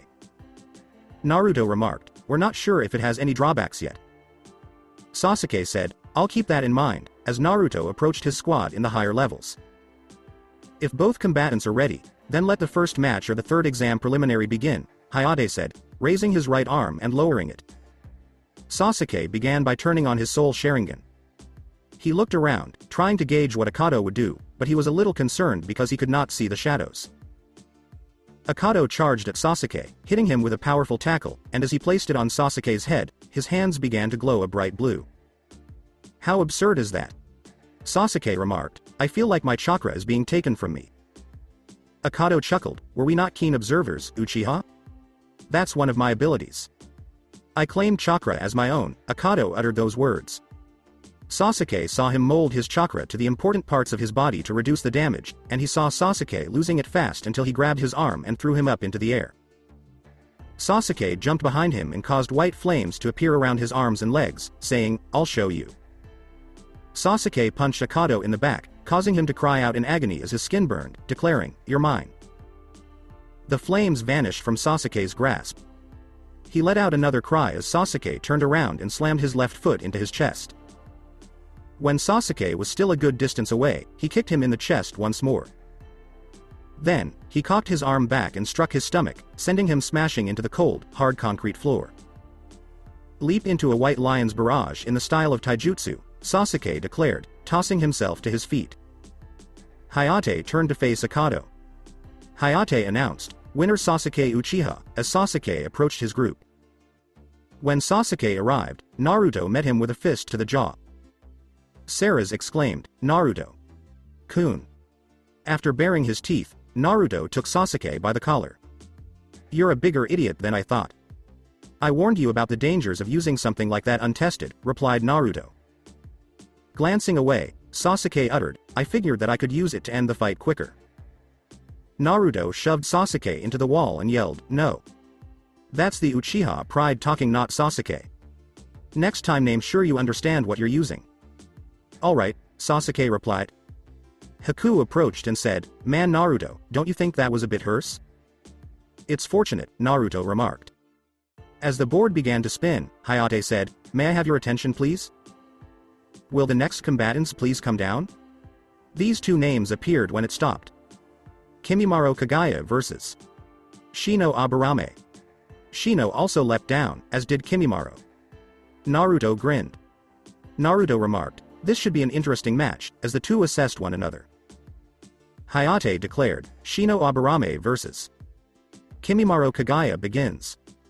After unfastening his battle kimono, Kimimaro turned to face Shino, who had produced a large number of beetles. Before Shino charged at Kimimaro, they both just stared at each other. Seemingly anticipating this, Kimimaro reached back, seemingly grasping a sword. Shino was 3 feet away from him. "Dance if the camellia," declaring in an impartial tone of voice, before slashing at Shino with his hand coming from behind his back. Shino avoided any injuries other than a small gash on his jacket that licked a little blood by jumping back just in time. Shino took off his jacket to reveal a gray tank top underneath. Being a shrew, Shino understood that attacking too soon would be detrimental to him, so he would need to consider his options. Shino said, "Flaming insect jutsu," and he hurled a few insects in Kimimaro's direction. With his bone sword, Kimimaro unleashed them and charged at breakneck speed. Shino moved to try to block most of the blows, but he still took several strikes to his face, arms, legs, and chest. Shino retreated and collapsed onto one knee. He was not an idiot. After examining his opponent, he found no evidence of actual power or weaponry. His greatest error was that. "Do you yield?" Kimimaro inquired. Shino gave a nod. "There's no point in death this day, so I forfeit," Shino replied. Kimimaro Kagaya, the winner. Kiba glanced at the boy who had defeated Shino in record time as the board started to spin, but Haku and the other met. Nins did their jobs and hauled Shino away. "Sakura, if you get an opponent from sound be careful," Kiba said. Gazing at Kiba, Sakura asked, "Why?" "They can't match that Zakugai's strength," Sakura remarked, clenching her sword. "You're right, Sakura." The board halted, and Naruto remarked, "They're in a whole other league." Sakura Hellsing opposing Tayuya. Sakura descended to face her opponent, Tayuya, who had on a black form. Fitting shirt and tan shorts underneath the tan dress they had seen each other in the previous encounter. Sakura took off her jacket and got ready for a fierce battle. Hayate declared, "Tayuya vs. Sakura Hellsing begin." With a shocked expression on her face, Sakura took her swords from their sheath and Tayuya produced a silver flute. Sakura charged forward, and Tayuya followed suit, turning around and clashing, figuring her swords would cut through the flute like a hot knife through butter. "What's the matter, you ugly bitch?" Tayuya smirked. "I had the idea that you could chop my ass up with those tiny little ass knives." "Fuck that," Tayuya exclaimed, sending Sakura back after giving her a kick to the gut. Tayuya put her flute to her mouth and pointed it at Sakura, saying, "Demonic flute, Chains of Fantasia, as she started to play a little song. Despite her small stature, Tayuya was quite strong and could hold Jiboro in arm wrestling until he became enraged. The song struck Sakura like a gentle lullaby, causing her to drop to her knees and feel as though wire was wrapping around her arms. Her skin began to melt, causing her to cry out in agony, and she bit her lip hard to break free of the genjutsu while glaring at Tayuya. Sakura unleashed 8 tiny tornadoes as she yelled, "Wind, style, cutting vortex jutsu." After striking the ring, the tornadoes began to pursue Tayuya. As the tornadoes began to tear up the ground, Tayuya leapt out of the way. Sakura and Tayuya rushed each other as they died down. Sakura dropped her swords after Tayuya gave her a headbutt. Sakura struck her in the stomach in retaliation, causing her to drop her flute. Tayuya easily parried a punch that Sakura threw at her. Sakura easily caught a kick that Tayuya threw at her.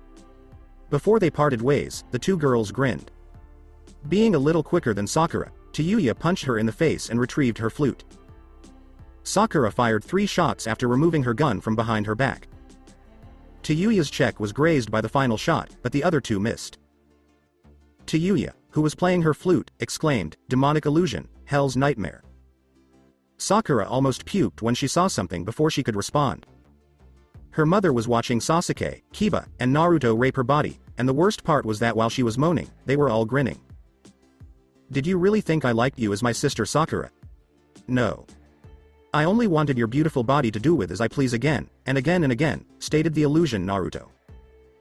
Sakura sobbed as she dropped to the floor, holding her head tightly. Sakura yelled, "It's not true. It's not true, it's not true. Naruto loves me and would never do something like that to me, nor would Kiba and Sasuke." Kai. Which caused the genjutsu to disappear. On the sidelines here, Sarah's first glanced at Naruto, then at Kiba and Sasuke. Sarah's questioned, "What do you think she saw?" "I don't know, but whatever it was pretty damn horrible," Naruto replied. Sasuke and Kiba both said, "Must have been." Biting his lip, Naruto did so. "Please, Sakura, be okay," thought Naruto. Again inside the arena, Sakura got to her feet, her face drenched in sweat. With a laugh, Tayuya hurried over to Sakura. Sakura raised her defenses, but a well-placed kick to the head broke it. Sakura rose to her feet after sliding across the ground. Tayuya averted his sly smile and cast Sakura a scrutinizing glance. Saying, "Forfeit," Tayuya put her flute up to her lips.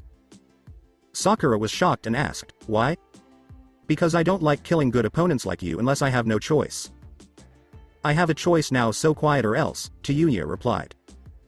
Sakura seized both of her blades and held them backwards.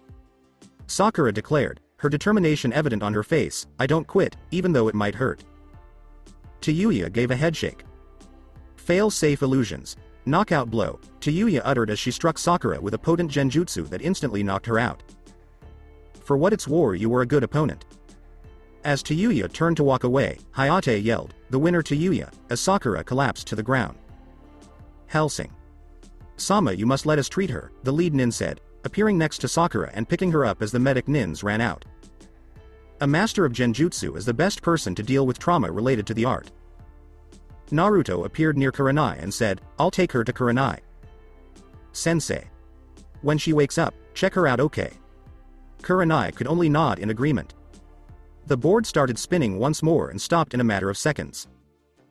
Inuzuka Karabi vs. Kiba. "Kiba, if you want out, we won't think any less of you," said Naruto as Sasuke nodded. Kira turned to face Karabi, who was grinning at him. Kiba swallowed until Naruto placed his hand on his shoulder. "That much is known, but I'm not giving up." Kiba jumped down and said, "Is this child really serious? I'm going to smoke you hard, kid." "You make big claims, let me see if you can support them," Kiba remarked, taking a position. Karabi vs Inuzuka Kiba. "Lead on," declared Hayate, lowering his hand. Karabi grabbed Kiba's leg tighter before lifting him up and throwing him clear across the ring. Kiba hit the wall, leaving a large dent in it. Kiba stood up, but his leg buckled and fell holding it. Kiba rushed at Karabi, jumped into the air, and did a spinning kick. Karabi caught the kick in his left hand and smirked. "That was all you saw as you heard a crack." Kiba cried in pain. "What an idiot. My blades are not even necessary for you." White lightning jutsu is the lightning style. Karabi exclaimed, unleashing a dedicated lightning bolt from his index fingers. The explosion hit Kiba quickly, and Kira began to gesture as Orochimaru got ready to leap into the attack's path. Fire-style firewall protection jutsu, Naruto said, exhaling a massive wall of fire.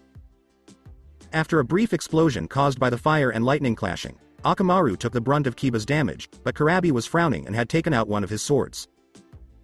Kiba stood unsteadily on his legs and readied himself to strike Karabi. Hakimaru. Beast Mimicry, Man-Beast Ultimate Taijutsu, Fang over Fang, Man-Beast Clone, exclaimed Kiba, as he and Orochimaru transformed into two tornadoes and pursued Karabi. They surrounded him and gave him some light scratches, but Karabi appeared not to even be aware of the damage they were causing when he took Orochimaru by the throat and slammed him against the ground, dispelling the clone. Kiba emerged from it, halted in front of Karabi, and began to launch punch after punch into his chest and gut. Karabi caught him in the stomach with his hand, threw him back, and Kiba landed hard on his injured leg, letting out a cry of agony before clutching it. Karabi gave Kiba a sly smile before charging at him, and Kiba ducked as he brought his sword down, leaving a large gash in the ground. Kiba began to make a few hand signals. Earthly style. Road jutsu with spikes. As enormous spikes started to emerge from the earth and rush toward Karabi, Kiba yelled. Smashing through the spikes, Karabi slashed at Kiba, causing him to take a massive blow to the chest and fall backward while spitting blood. Karabi then began to slash fiercely up and across Kiba's chest, but the gashes were only deep enough to hurt. From above the bleachers. While Hinata and Tenten were crying and all the boys were prepared to jump in and help Kiba, Naruto was the worst of them all. He gripped the rail tightly and twisted it while Ino paled and tried to look away. OMG. Isn't he out of it already? With his demonic powers ready to unleash on that bastard, Naruto yelled. Again inside the arena. After slashing at Kiba roughly 50 times, Karabi stopped. Kiba was still breathing heavily and had glassy eyes, but you could tell he was conscious. The game is over. Karabi, the winner, Hayate said. I'm not Donia, coughs up blood. Oh, with this bastard yet, Kiba replied. Punk, shut up. Lightning strike, exclaimed Karabi, slicing through the spikes and taking them out with his blow, intending to kill Kiba. Kiba's terrified expression vanished as a portal appeared before him and Naruto leapt out, his sword drowning. Wind strike, yelled Naruto, using his own sword to block the lightning's blade and maintaining his grip. I see you replaced that piece of junk you called a sword, smirked Karabi of the situation. This sword is, for the most part, the same one. I had the other half repaired after using the first half in this sword. This sword features 3 chakras and fangs. Naruto said, you won't break this one, breaking their impasse. Combatant Naruto has returned to the stands, Hayate declared. Naruto, be careful if you fight him in the finals and if you do make him pay, Kiba said as Naruto stood over him and took hold of his hand. Saying, you got my word that I'll take him down, Naruto gave Kiba a quick hug. The medics removed Kiba, and Naruto turned to glare at Karabi, who gave him a smug little smile before drawing back his sword and stalking off. Naruto wanted to charge him, hurt him, kill him, but Karabi refused to back down, so he walked away and back to his team, where he sat down and the board started spinning again, stopping on 2 names that caught his attention. Yamanaka Ino versus Ni Yugito. Yugito looked over at Ino and made her shiver in fear. The power of that look held enough to make Ino's knees buckle. Ino swallowed hard. The Cloud Nins were no pushovers and you could see the power rolling off of her. When Ino said, Proctor, I give up, many turned to stare at her. Why Ino? As Choji peered at his friend, he asked. Choji, when that guy fought Kiba he nearly ripped him into pieces, Ino said, glancing at Choji. This girl is radiating the same feeling that he is like a living demon, Ino remarked, penetrating downward. Your family's empathy allows you to feel things that we would typically miss. No matter what, Ino, I agree with you. Shikamaru said, encircling her in an embrace. Thank you, Shika, Cho, Ino said, a little tearful. Yamanaka Ino has given up. Yugito Ni, the winner. Yugito gave Ino a quick glance and a smile. Karabi glared at Yugito, who replied, I'm glad you gave up. I don't like hurting people unless necessary. Karabi said, you are to be kind to your enemies. The board started to spin once more, which thrilled everyone. Neither the sand nins nor any of the stone nins had engaged in combat yet. The board came to a stop, and two girls grinned sinisterly. Temari versus Tenten. The two girls dove to their feet and assumed their positions. Hayate gave them both a look. Let's start Tenten versus Temari, the proctor declared. Tenten drew several kunai and threw them towards Temari. Temari used her fan to block them. Tenten took a sword and battle. Chain off of a tattoo on her arm. She started rapidly spinning the chain next to her. Temari reached back and opened her hand. Sword flung by Tenten towards Temari. Temari threw it away with a gust of wind, not realizing that Tenten had broken a seal on the sword. Temari was thrown backwards by the massive explosion that resulted from the seal going off. Before Tenten completely encircled Temari's body with her chain, Temari stood up and got ready to strike with her fan. Temari became enraged and took out a miniature replica of her fan from her hip holster. Then she fashioned a small wind blade, with which she severed most of the chain from her body. Then she glared at Tenten while grabbing her large fan. Double-cutting whirlwind jutsu! Exclaimed Temari, unleashing the power of her small fans before her large ones. Tenten believed she could stop the whirlwind's power, but two of them were too much for her, and she flew into the railing, denting it. She went out like a light when she hit the ground. Hayate announced, "Winner Temari," as she raised both of her fans and returned to her brothers. Naruto remarked, "Talho is not going to like this." Sakura exclaimed, "Ah!" as she awoke. Naruto gave her a worried look, but she averted her gaze when the genjutsu imagery appeared. Kurenai said, "I see you're up," without even turning to look at her. Sakura questioned, "What am I doing here with you, Kurenai? Sensei? After that attack your brother thought you would be good to have you near a genjutsu specialist. It'd be better if you stayed with me for a few minutes," Kurenai said with a nod of approval. Hayate said, "Please pay attention to the board," as it spun and came to a stop on two arbitrary names. Ira Yuta against Shikamaru Nara. Ira was a young woman with white hair who wore a black battle kimono and carried a big blade ring around her shoulder. Shikamaru chose to walk down, and she leapt into the ring. From above the bleachers, Sasuke gave Naruto a perplexed look as he smiled. Sasuke remarked, "Why are you smiling, Naruto? Everyone knows Shikamaru is almost as bad as you were in the academy," to which Naruto replied, laughing. "Alright Sasuke, I'll let you in on a little secret. Shikamaru is a lot smarter than me and I'm physically more power. We're polar opposites. If we fought we'd probably fight for a while or end it in a few minutes, and besides that Shikamaru is the one person who could probably be a threat to me becoming Hokage," said Naruto with a slight smirk. Sasuke simply gave a headshake. Sasuke remarked, "You're full of shit," as Sarah's approached them. "Maybe not Sasuke," Sarah's pondered. Again inside the arena, Shikamaru asked, infuriating Ira, "Why is it always the girls I fight?" "What? You should feel honored to face a beauty such as me," Ira replied. Hayate uttered, "Shikamaru Nara versus Ira. Begin." Ira grinned and lunged towards Shikamaru. When she struck Shikamaru with her blade, it merely phased through her. She was so startled that she wasn't even aware at the time that it was the shadow grabbing her. Shikamaru said, "Shadow possession complete," as she appeared close to the distant wall. "What?" Ira exclaimed, letting go of her weapon. Shikamaru pulled out a kunai with an explosive note attached and said, "Simply put, the thing that walked down here was a clone. I used my family's shadow walk to follow the clone. Also, I'm about to win." Ira held up her hand, perspiring. Ira said, "I quit Proctor." Hayate declared Shikamaru Nara the winner. When Shikamaru threw the tag, it burst into smoke instead of flames. Shikamaru answered her question before she said it, "You would have lost anyway. That was a powerful knockout gas that would have left you to my mercy."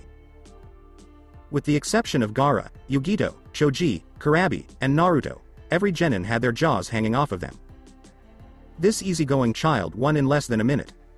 The paramedics hauled her out. As the board spun once more, Hayate questioned, "Do I need to say it?"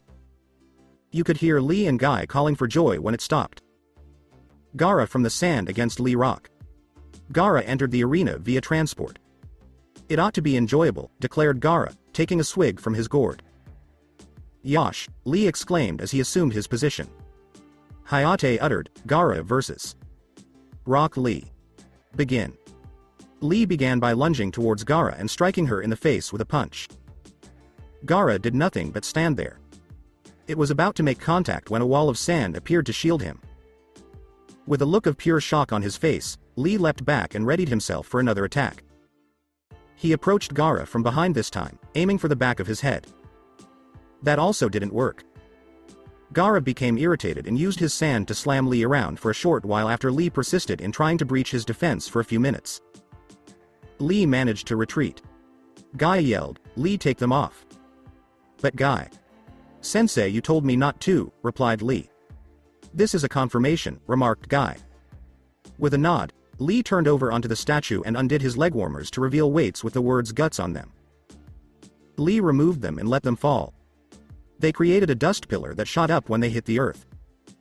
Lee leapt from the statue and traveled 4 times more quickly than before. He began striking Gaara's shield once more, but this time he quickly left the scene, leaving the shield struggling to keep up. Then he gave Gaara a flying kick.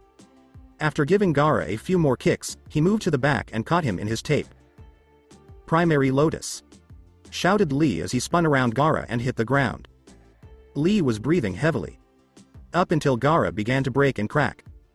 Till it was nothing but sand. Lee appeared stunned, but he didn't have time to process the shock as a wave of sand struck him repeatedly.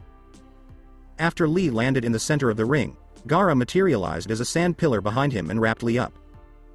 "This marks the end," uttered Gaara. "Gate of opening, gate of rest," exclaimed Lee as he powerfully kicked Gaara after emerging from the sand. Gaara exclaimed, "You swine." Lee's skin turned red and his eyes went white. "I'm not done yet. Gate of pain open. Gate of closing open," he cried. Gaara was kicked into the air by Lee, who then began to bash him around like a ping-pong ball. Lee persisted in his attack, causing Gaara's sand barrier to weaken. Then Lee taped Gaara, pulled him in toward him, and punched him in the stomach. Then, he pulled Gaara in toward him once more and punched him back toward the ground. Even though Lee hit the ground too, his body was broken, and he realized that if Gaara remained upright, he would be in serious trouble. Gaara lay there, breathing heavily, until the smoke cleared. Lee's left arm and leg were crushed by him using his sand. Guy interrupted the match as he was about to finish, ending it. Gaara said, "Why did you stop me?" "Because I treat Lee like my son," Guy remarked. Gaara experienced flashbacks and his eyes grew wide. Gaara said, "I don't care, I quit." The proctor declared, "Winner Gaara of the sand by DQ." Even though everyone was aware that interfering in a match was forbidden, Guy did it to protect Lee. The board was already spinning, so they didn't have time to think about it much. Sarutobi almost suffered a heart attack when it stopped, and how about many others? Runa vs. Naruto Uzumaki Hellsing. Everyone turned to see a beaming Naruto, who then burst into laughter. Runa smiled to herself, and the two leapt into the arena. Runa grinned and said, "Hey handsome, how about a little wager?" Naruto furrowed his brow, asking, "What kind of wager?" Naruto. "I'll become yours if you win, and I'll give you a kiss if I win," smirked Runa. Alucard remarked, "She's up to something." "I'll be careful, I noticed," Naruto pondered. "Okay, let's sign in blood," Naruto said, causing a gasp from everyone. "A blood agreement like that binds the two people who signed it." "I'll sign as the official witness," Hayate said, taking out a scroll and jotting down everything that was said. Both Runa and Naruto cut and stamped their thumbs.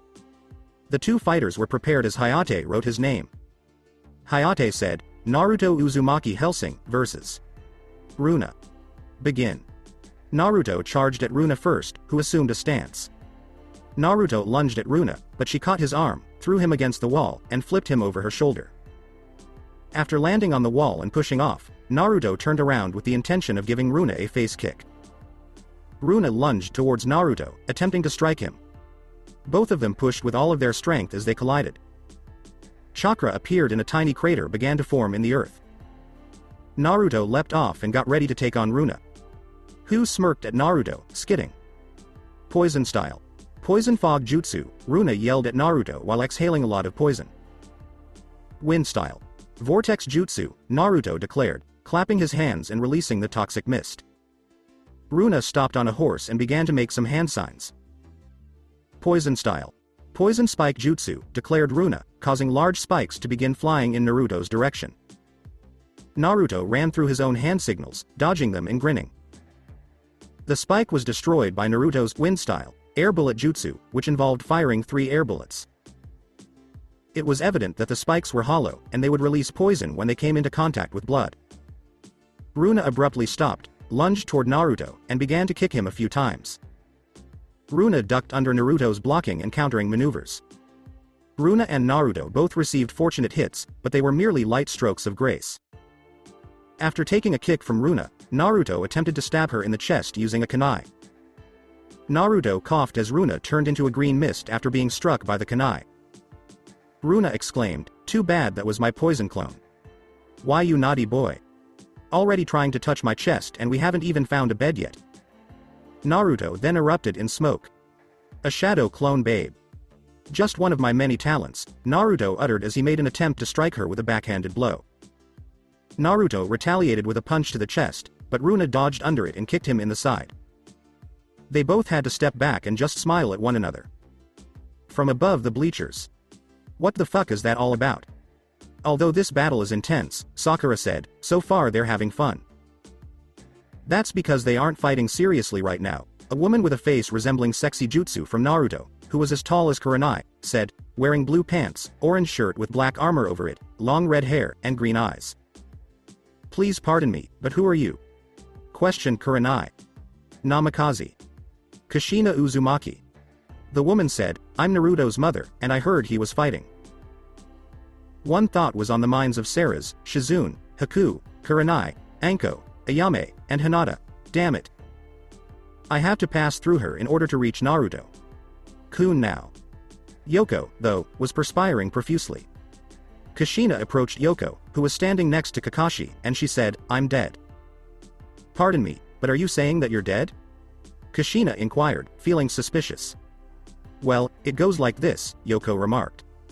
Again inside the arena. A shot caught everyone's attention. Naruto had just thrown Runa into the wall and was getting ready to perform a jutsu for her. "OMG, you're pregnant with my little Naruto's child? What the hell do you mean?" Kushina cried out.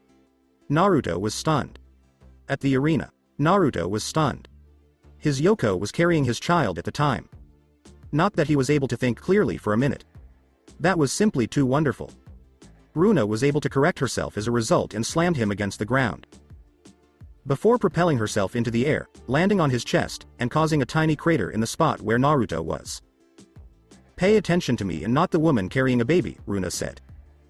After stepping on the ground, Naruto stood up. "You know what, this is a joke, I'm going to eat you alive, bitch," declared Naruto, channeling his vampire strength. A vivid green chakra began to cover Runa. "Good, that means you're not holding back anymore," Runa exclaimed. Cracks were appearing everywhere because of the power that the two of them were radiating. Sarutobi, Hinata, and Haku were all barely standing, while Ino and Hinata were on their knees. Anko thought to herself, what a terrifying power they have. It's exhilarating in a way, as she started to feel slightly damp between her legs. First to charge, Naruto punched Runa in the stomach. After he recovered, Runa grabbed his head and gave him a severe headbutt. Naruto's head rolled back, but he turned on his heel and gave her a powerful kick to the face. Runa shot across the arena, but she caught herself midair, sank her hands deeply into the earth, and left her mark. Once well, Runa began to make some hand signals. Runa said, "Poison style, poison claw jutsu," as her hand started to glow green. Naruto leapt to the side, produced a pistol, and opened fire. Runa began to step around the bullets as though they were insignificant. Just as she was about to skin him with her claw, Naruto leapt back. With a surge of energy, Naruto punched her in the stomach. After coughing up some blood, Runa turned around and gave him a face kick. Naruto, getting ready to attack Runa, declared, "No more games, bitch." Releasing restraint controls to LV3 until target is neutralized. Runa leapt back, only to feel a bullet strike her arm. She used a kunai to dig it out because her healing abilities would not seal the wound until all foreign objects were removed. With the gun aimed at her chin, Naruto slipped into her defensive zone, and she nearly missed it. Naruto pulled the trigger, but she was able to dodge it and was only slightly injured. "What's with this guy?" A second ago we were fighting on almost even terms. Now it's like I'm fighting someone completely different, Runa mused. Runa began to make some hand signals. Runa exclaimed, Earth style, Earth collapsing cave jutsu, as a great portion of the earth lifted above Naruto and fell on top of him. Runa started laughing and then she was lifted up and slammed into the floor. Naruto pulled out a red gun that resembled his other two, but it had the word Kami and Kyubi in sliver lining. You think this is a game? I'll give you something to laugh about. I had this made for Karabi, but you'll do for practice, he said. Runa questioned, what the hell is that thing? As Naruto gestured to her. Runa stood up, leapt away, and threw 2 knives before charging at Naruto. The bullets in the air were stopped by 2 shots fired by Naruto. Runa lunged forward once more, launching a kick that Naruto easily parried. In a panic, Runa started to claw at Naruto, but he avoided every blow. Naruto leapt to his feet and shot Runa. Runa leapt to the side, but her movement was too slow, and she was struck in the leg, causing her to fall and grasp her leg in excruciating pain. Runa questioned, what the hell is happening to my powers? As Naruto withdrew his abilities. Naruto raised his weapon. This gun was specifically made to take out containers like you and me. It works damn well on others, but I'd rather use it on strong opponents. Believe it or not, there are more than a few containers the world over.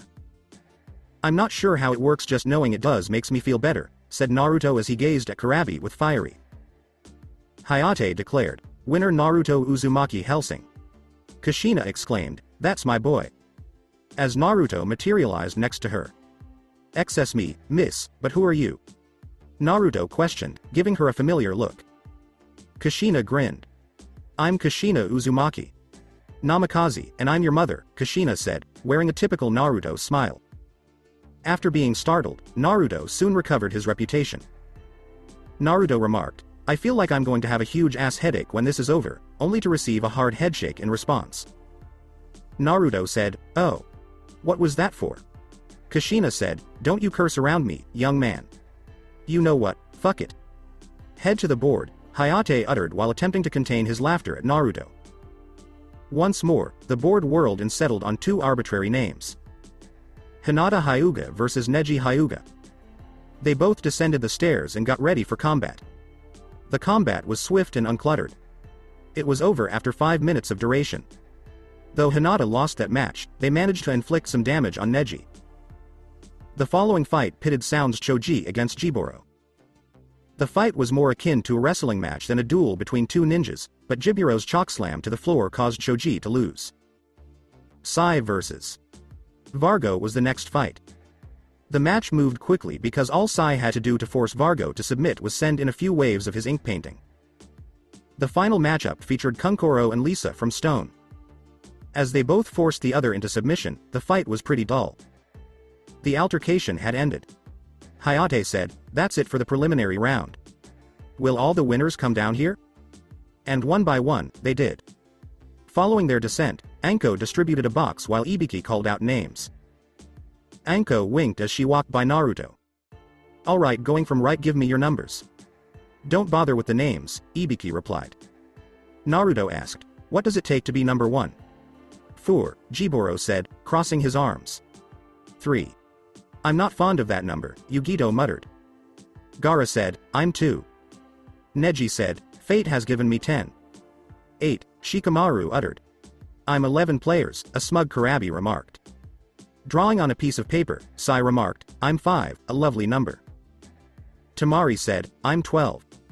I'm stuck with 7, Tayuya grinned. I'm 9, Sasuke smirked. Kimimaru remarked, I guess that leaves me with 6. Ibiki showed them the board and said, okay, then take a good look at the person whose life may be in your hands or vice versa. First round. Naruto vs Gaara. Jiboro vs Yugito. Kimimaru vs Sai. Phase 2. Versus Shikamaru Tayuya. Neji vs Sasuke. Karabi vs. Tamari. As everyone got ready to leave, Sarutobi said, now that's all said and done, you have 1 month to prepare for the Chunin exam finals. Dismissed. Kushina, who was standing close to Yoko, stopped Naruto. Her expression told him everything he didn't want to hear. Although she was his birth mother, she wasn't his mother in the traditional sense.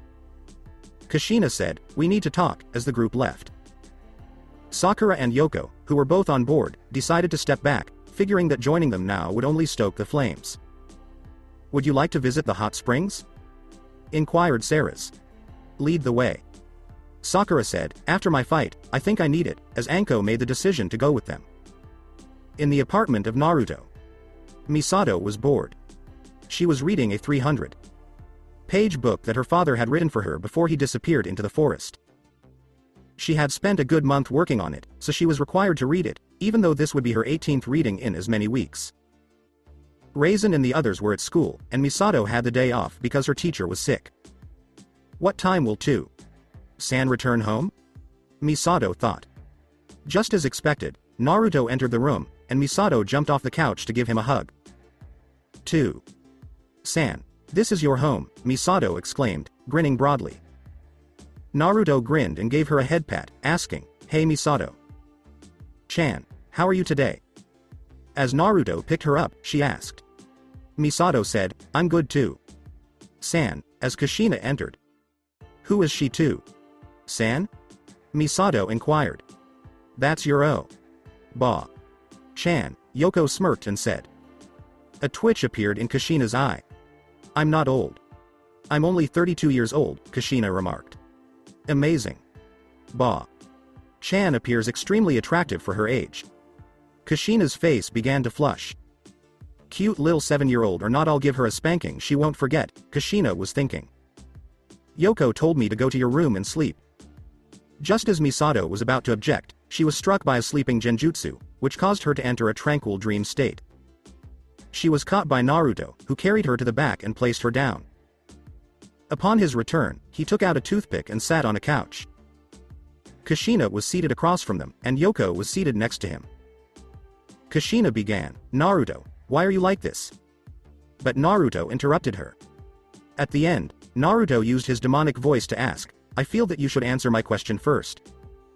Where have you been for the last 13 years, mother?" Kushina let out a sigh. "It's a bit complicated. I had just given birth to you and my body was weak. Councilwoman Haruno walked in and told me both Minato and yourself had died. Now she and I had never gotten along, so I thought she was trying to get in her blows while I was weak, but then Danzo and Fugoku Uchiha confirmed it. Like a fool I fell for it, and driven into grief I used stasis jutsu on myself to put me into a never-ending sleep that would not allow me to wake up ever until my body died, but 3 days ago a power surge so strong that it woke me up brought me back from the dead. I went to see Sarutobi and found out that while your father died you lived. I spent the last little while recovering and planned to talk with you," Kushina responded. After giving her a quick glance, Naruto got up and left the house. Kushina cast regretful and ashamed glances down. She had abandoned him so long ago. He must have hated her. That's what she was thinking, until Yoko brought her some tea. "I know what you're thinking. Just give it a little time. You may think Naruto is pissed off right now with the way he just left, but he's confused as hell. We have a child on the way, he has not 1, not 2, but 3 containers in the finals that he'll more than likely fight, and to top it all off you just come into his life at the most awkward time," laughed Yoko. Kushina grinned too. Grinning at the thought of grandchildren, Kushina said, "I guess you're right. Maybe I'll talk to him later. For now I have to ask you. Is it a boy or girl?" Yoko grinned too. "I want to give it to Naruto as a surprise, but I'm not sure yet." After a while of talking, Kushina noticed a hawk at the window, so he grabbed it and opened it. "Looks like we have to talk later," he said, poofing away. In partnership with Naruto. As he strolled down the street, unsure of what to do, Naruto wanted to tell his mother everything that had happened, including how much he missed her, but he was unable to say it out of respect for the kami. Eventually, he arrived at the Team 7 training ground and summoned Alucard to talk to him about his options. The moment he did, Alucard approached Naruto and struck him in the face, sending him sprawling to the ground. "Alucard, what the hell?" said Naruto, getting to his feet and wearing a sour expression. "Cease speaking. Why are you fleeing in that manner, in your opinion?" Aware that he had just pressed a significant button for Naruto, Alucard inquired. "Whatever you say, you prick from the dead." "I never flee from anything, ever," declared Naruto, drawing Joshua and glaring at Alucard. "Whether you're a clone or not, getting your head blown off hurts like hell." "Oh my goodness? Did you really walk out on a lover who was carrying your child and a woman who called you her son without even asking her how she felt about it? If that's not running away, I'd hate to see what is, Alucard said, casting a disappointed glance at Naruto. After Naruto fired a punch that Alucard easily parried and kicked him in the gut hard enough to knock him down, Naruto pulled the trigger, but Alucard was able to avoid the bullet. You may be strong, Naruto, but you're about 2,000 years too young to face me at full power, Alucard replied. What actions will I take? Said Naruto in a whisper. I don't know how to be a son, I don't know how to be a father, I don't know how to protect everyone I love from that monster Karabi. He's stronger than me, a better container, Naruto said with a trembling voice. Grabbing Naruto's jacket, Alucard lifted him into the air, bringing them face to face. I can't believe we share the same blood. You're not a container, you're a vampire, and in that regard you're more human than that. Things like being a son and a father takes a lifetime to get right, and even then you fuck up most of the time. You're told it's for your own good or it's for theirs. Let me tell you the same thing my father told me. You may not like what I'm saying, but one day you'll be saying the same thing to your kids. I'm telling one of them now. So get up off your ass and go tell that girl you love her and your mother you forgive her and made her worry, said Alucard, dropping Naruto and disappearing puffs of black smoke. Sighing, Naruto got to his feet. He was still completely perplexed, even though what Alucard had said made more sense to him. He walked out of the training area and into the town. In collaboration with the council. The return of Kushina was the reason for calling the council together. The majority of the council grinned because, although Naruto was once the powerful head of the Hellsing family, they could now use her to produce stronger shinobi by breeding her with the head of the Namikaze family. Jade Haruno was the only one who was unhappy. It was years before Kushina had come into the village that she had set eyes on Minato. He could elevate her family's position of authority over the Hyuga, but Kushina's arrival gave her a rival who would defy Minato's advice. That seemed to please Minato. A strong woman who refused to accept defeat. Haruno almost lost it when she learned that Kushina was expecting Naruto. For that reason, she despised him but also desired him. He served as the final conduit to Minato's enormous fortune. Tsunade entered the room at the same time as Kushina and the Hokage. Haruno and Kushina gave each other a fierce look. With a sigh, Sarutobi pulled out his pipe. As you all know, I'm not a young man anymore and it takes too much power for me to defend the village.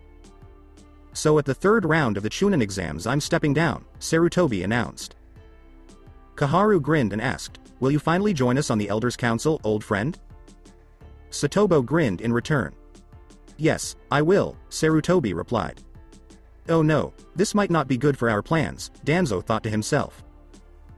Hoping to learn more about a possible threat to their plans, Danzo asked, Hokage.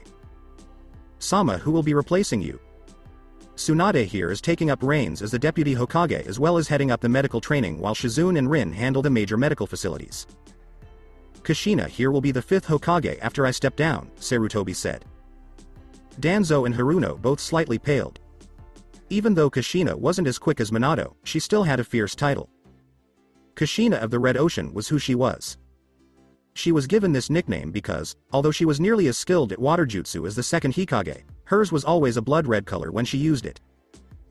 She never detested it if it was a bloodline, even though most people believed it to be. Hey, she said, that's great news. When's the wedding? Kushina glanced at Tsunade and Sarutobi, who turned to face her. They questioned, what wedding? Minato and I decided on that back before he and Hinata were born of the marriage between the Namikaze heir and the Hyuga main branch heir, Heishi remarked, observing that Kushina's hand was twitching. Minato better hope that Shingami Sama never lets him out or I'll kill him and send him back, Kushina was thinking. 2. Kushina, who was growing irate, said, right. Is there anything else? Yes, we of the council wish to marry Naruto Uzumaki Hellsing and Jade Haruno, and since you're still alive you can make Naruto marry her, Danzo replied. Kushina gave a snort. Jade. That fucking whore. I'd never let a dog stick its dick into her pussy, let alone my son. Sorry, no, Kushina replied. Jade grinned. Kushina. Until you reinstate as a shinobi you fall under our command and our world is law, Haruno replied. You got some kind of guts, bitch. I'm ranked at an active Hokage at the moment. I never liked the way you guys tried to fuck over the Hokages. I got the balls to tell you what they didn't. I'm leader, I'm defender, and I'm an individual, so if you pricks so much as look at me in the wrong way I'll dismantle the whole fucking council and remake it. I don't even need to stress how important this is, said Kushina as she left. I thought that bitch was taken care of. I knew I should have turned her son into a slave when I had the chance to, said Haruno. Naruto's residence. When Kushina arrived at Naruto's house, he was seated on the couch. She took a seat beside him. She looked at Naruto, and he looked back at her. Naruto gave her a smile.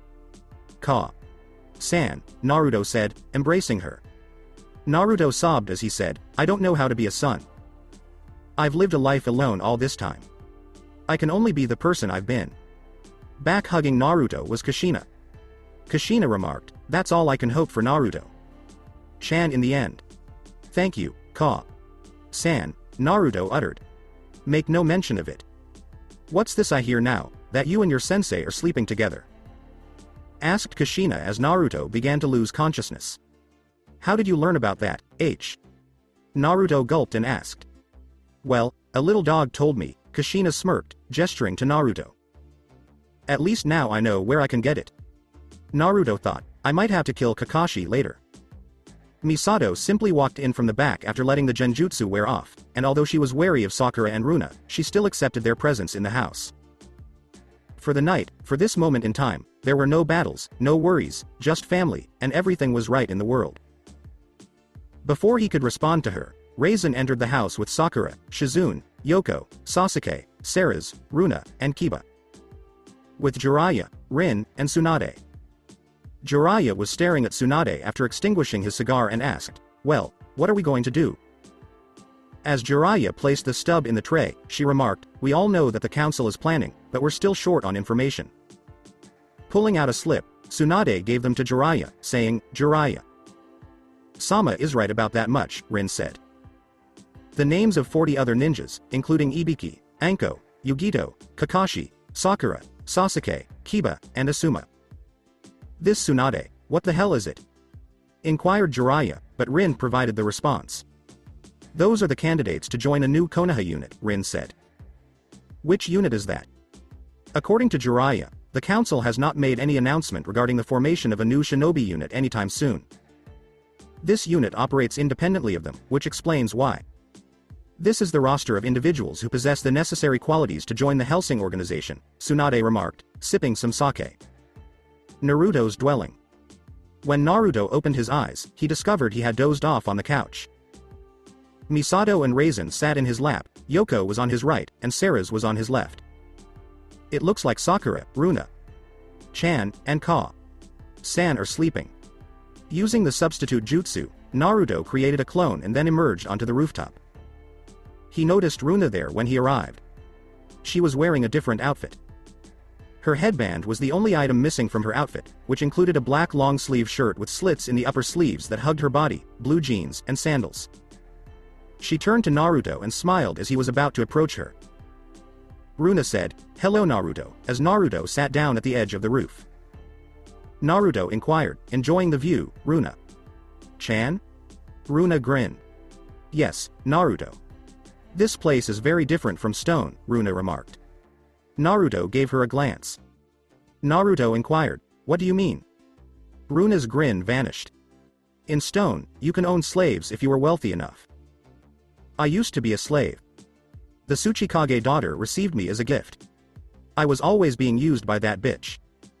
Runa wrapped her arms around herself and said, when she was angry, she would do terrible things to all of me in an attempt to make herself feel better. I wanted to hug her, but Naruto held back. "If that's true, then why did you make that bet with me?" Replied Naruto. "I was supposed to use a special lipstick to make you her submissive slave. She was really infatuated with you after learning that you were the Hellsing heir." Runa fell to her knees and said, "She wanted your wealth and power, but more than anything, she wanted one of the only things she couldn't have." Naruto stood up and gave Runa a hug. Naruto said, "I appreciate you being honest with me, Runa." Runa grinned. "I am at a loss for what to do. I'm your mate now," Runa declared, planting a kiss on Naruto. "Another one," was Naruto's thought. "Ha ha ha ha ha ha ha ha. This is excessive, even though you were aware that people would say you have luck with women," said Alucard. Saying, "Shut up the hell up," was Naruto. It was time to get to work as the sun rose above the Hokage monument. Naruto got up and made his way back inside the house. He saw Kushina standing there with a backpack and 2 bakens in her hands when he first arrived. "Naruto, come with me. I want to train you," Kushina remarked, turning to leave with a chilly expression that Naruto was all too familiar with. Naruto trailed behind her and declared, "She's definitely my mother." Working Area 5. After entering behind Kushina, Naruto took off his vest and coat. She threw him a baken and assumed an unrecognizable stance. As Naruto was about to attack, she suddenly materialized in front of him and pushed the baken into his stomach. The blast's force tore off his shirt, leaving scars of fear in its wake. Despite Naruto's best efforts, he was blown away and ended up halfway into a tree. Kushina let out a sigh. "You're going to need to develop extreme strength." As Naruto got to his feet, Kushina remarked, "That was only a third of the power to Element 0, pinpoint strike.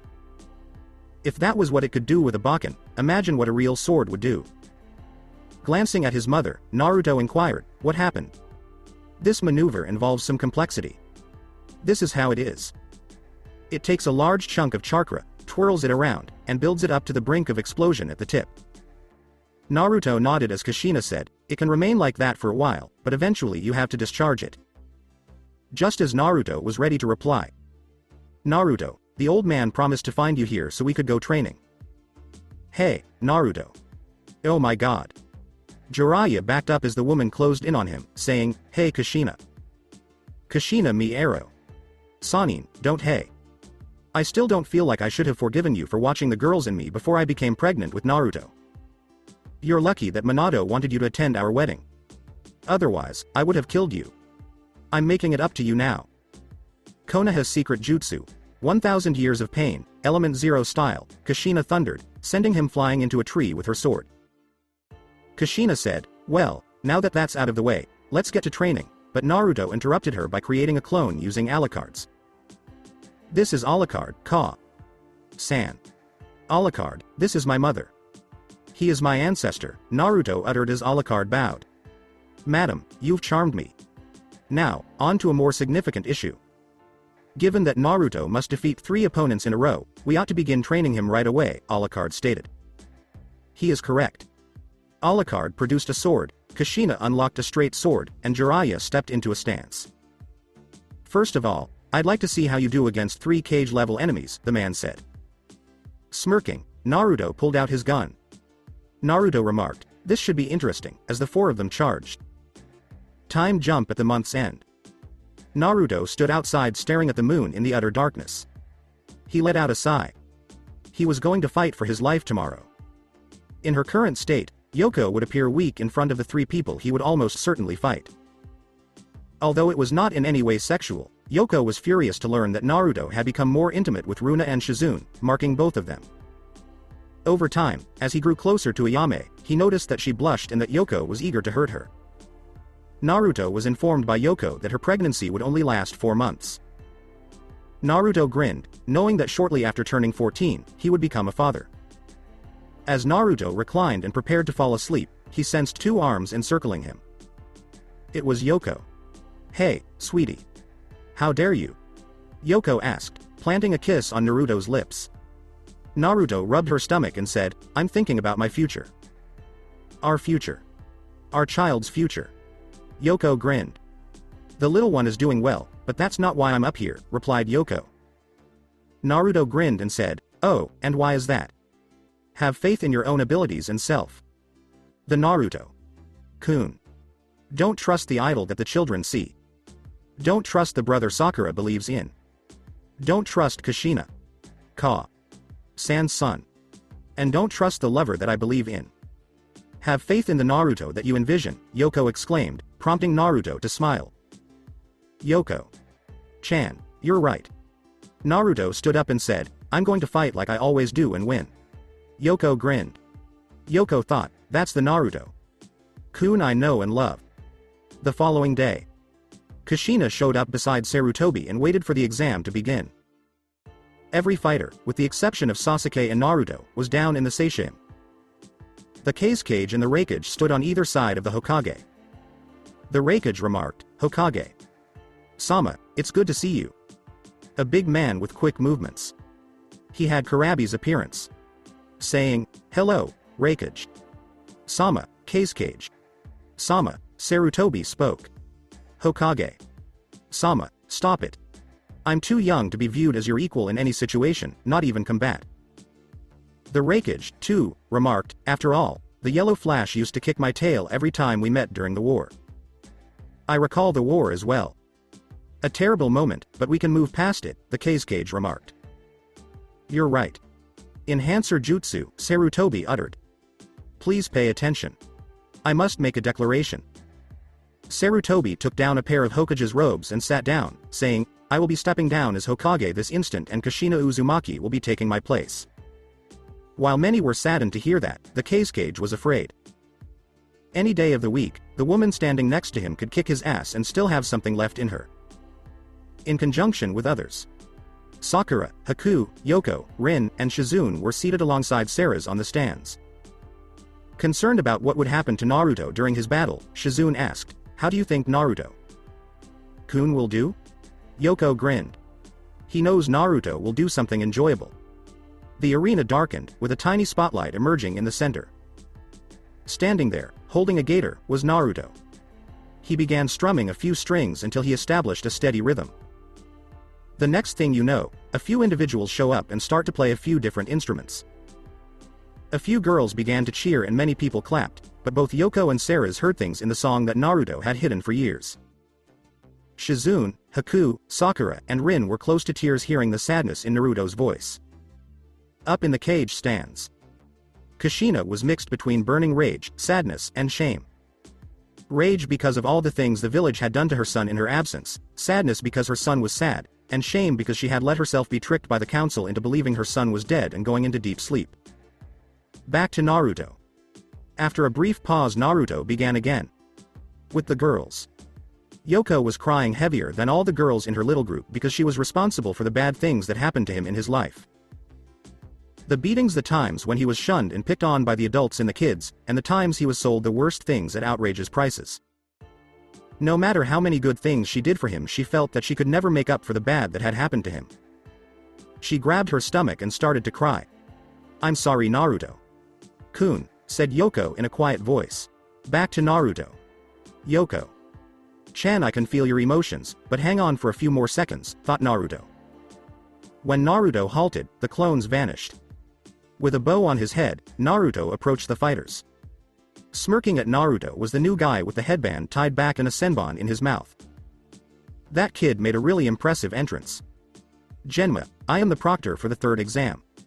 You have the first match, so get ready to fight."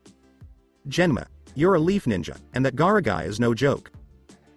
As he crossed the arena, Naruto remarked, "I know and I'll keep that in mind, Genma." "San." Genma gave Naruto a shoulder pat. First round. Gaara of the Sand vs. Naruto Uzumaki Hellsing. Can everyone, but the fighter's booth is headed by the two combatants. Called out, Genma.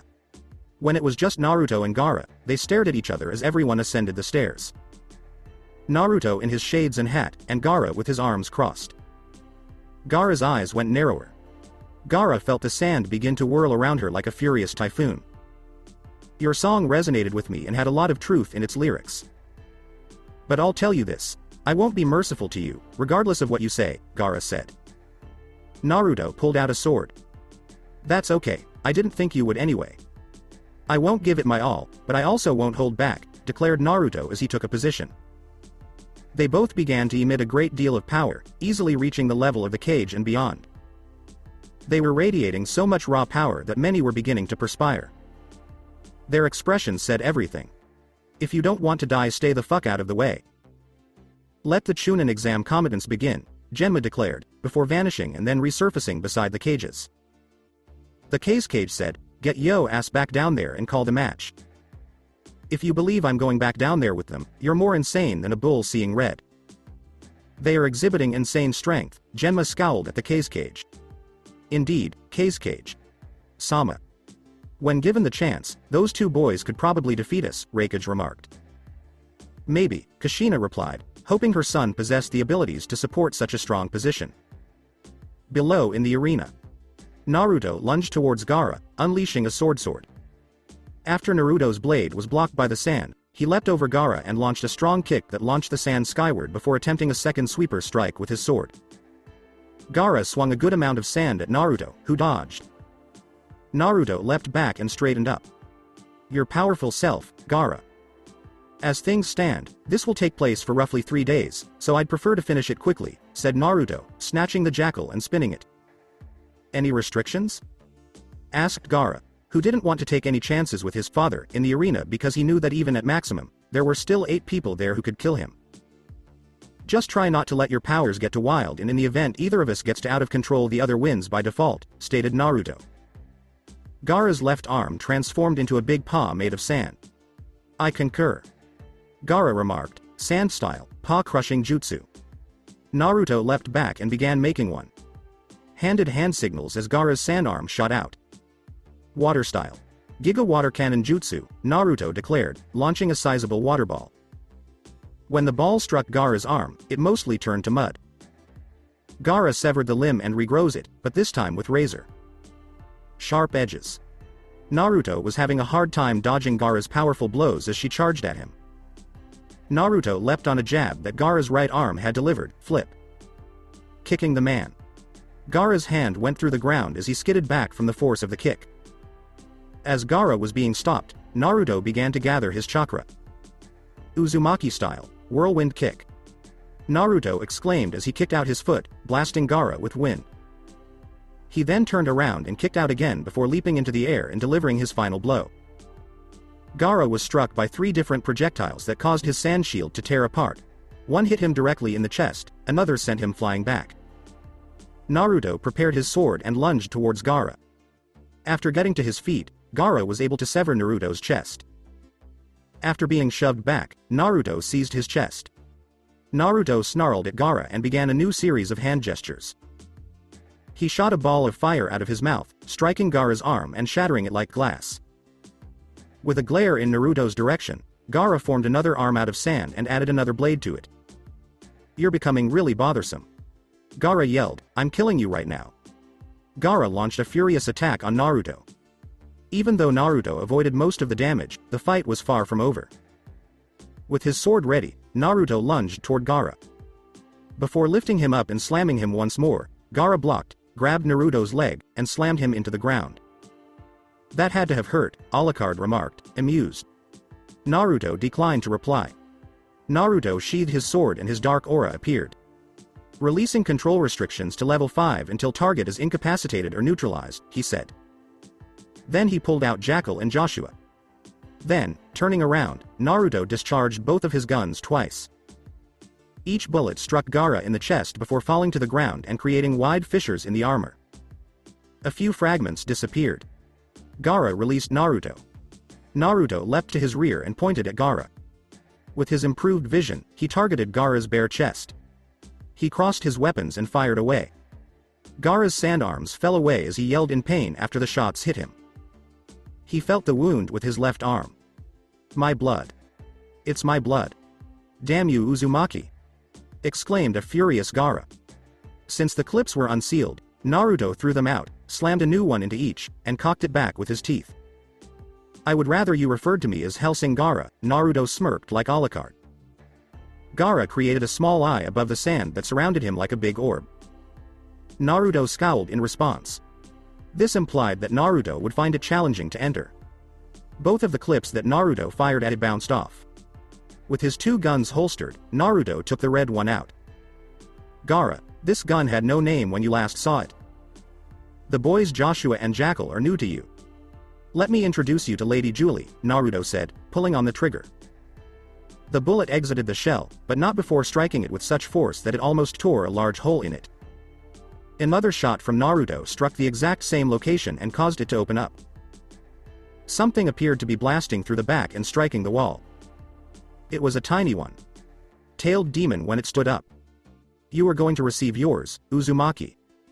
You tipped my hand, Uzumaki, but I wasn't planning on using this because I might need it later," Gaara said, forced sleep jutsu, as he drifted off to sleep. "Not good," Alucard and Naruto said or thought. With the glow of the outside world, Gaara's green eyes transformed into stars. Ah, ha, ha, ha, ha ha ha ha ha ha ha ha ha ha ha ha ha ha ha. Baby, I'm out, the demon declared. Shukaku. Screw this. Summoning Jutsu. Panther, declared Naruto, and a panther the size of a liger materialized. 1. He had enormous claws and battle armor. Giddy up. Oh no, Naruto, why did you call for me? The panther remarked, I was unwinding in the middle of a lovely field. Sorry Kanda. Chan, but I need the help of a powerful warrior and I think you would kill me if I summoned someone OS less power to deal with a powerful enemy, Naruto replied. The panther, who had adopted the name Kanda, appeared quite self-assured. True enough, I am strong, but I want you to give me some raw stacks later for my help, Kanda replied. Naruto said, okay, let's kick some sandy ass. Panther style. Extreme speed, declared Naruto and Kanda as they raced toward Shukaku, leaving behind images in their wake. Shukaku turned to face his surroundings before taking a paw to the stomach and feeling his arm blown off. Shukaku looked around, trying to find where the two of them were, but he was finding it difficult. Shukaku commanded, stop running and fight like a demon. If you inset vermin, declared Naruto, who suddenly materialized in front of him and gave him a sharp cut to the air. Shukaku was launched into the air, but Kanda's claw brought him back to earth. Naruto materialized in front of him before he hit the ground, giving him a chest kick that sent him crashing into a wall. Kanda materialized beside Naruto. Kanda lunged towards Shukaku, snatching its arm and pulling it to the ground. With its other arm, Shukaku encircled Kanda and forcefully threw her to the ground. With a devastating blow to Shukaku's head, Naruto suddenly materialized. Naruto and Shukaku collided with the ground, but both Naruto and Kanda managed to flip out of it. As Shukaku leapt toward Naruto, Kanda materialized behind him, seized its tail, and forcefully pushed him against the wall. Kanda leapt to the side and beside Naruto. After scaling the wall, Shukaku snarled at Naruto. Enough of this bullshit about taijutsu. Shukaku fired 5 bullets at Naruto in a wind-styled bullet. Kanda remarked, Panther style, Shadow Ball Jutsu. Fire style. Exploding Flower Jutsu, Naruto spoke as he shot Shukaku with hundreds of tiny fireballs. As the attacks collided, smoke was released. When Naruto landed on Kanda's head, she puked. As Naruto began to collect a significant amount of water and wind in both of his hands, Shukaku raised his gaze. I'll show you this huge mud mound on your ass. Naruto threw a water ball at Shukaku, saying, Water style, Water Dragon Assault.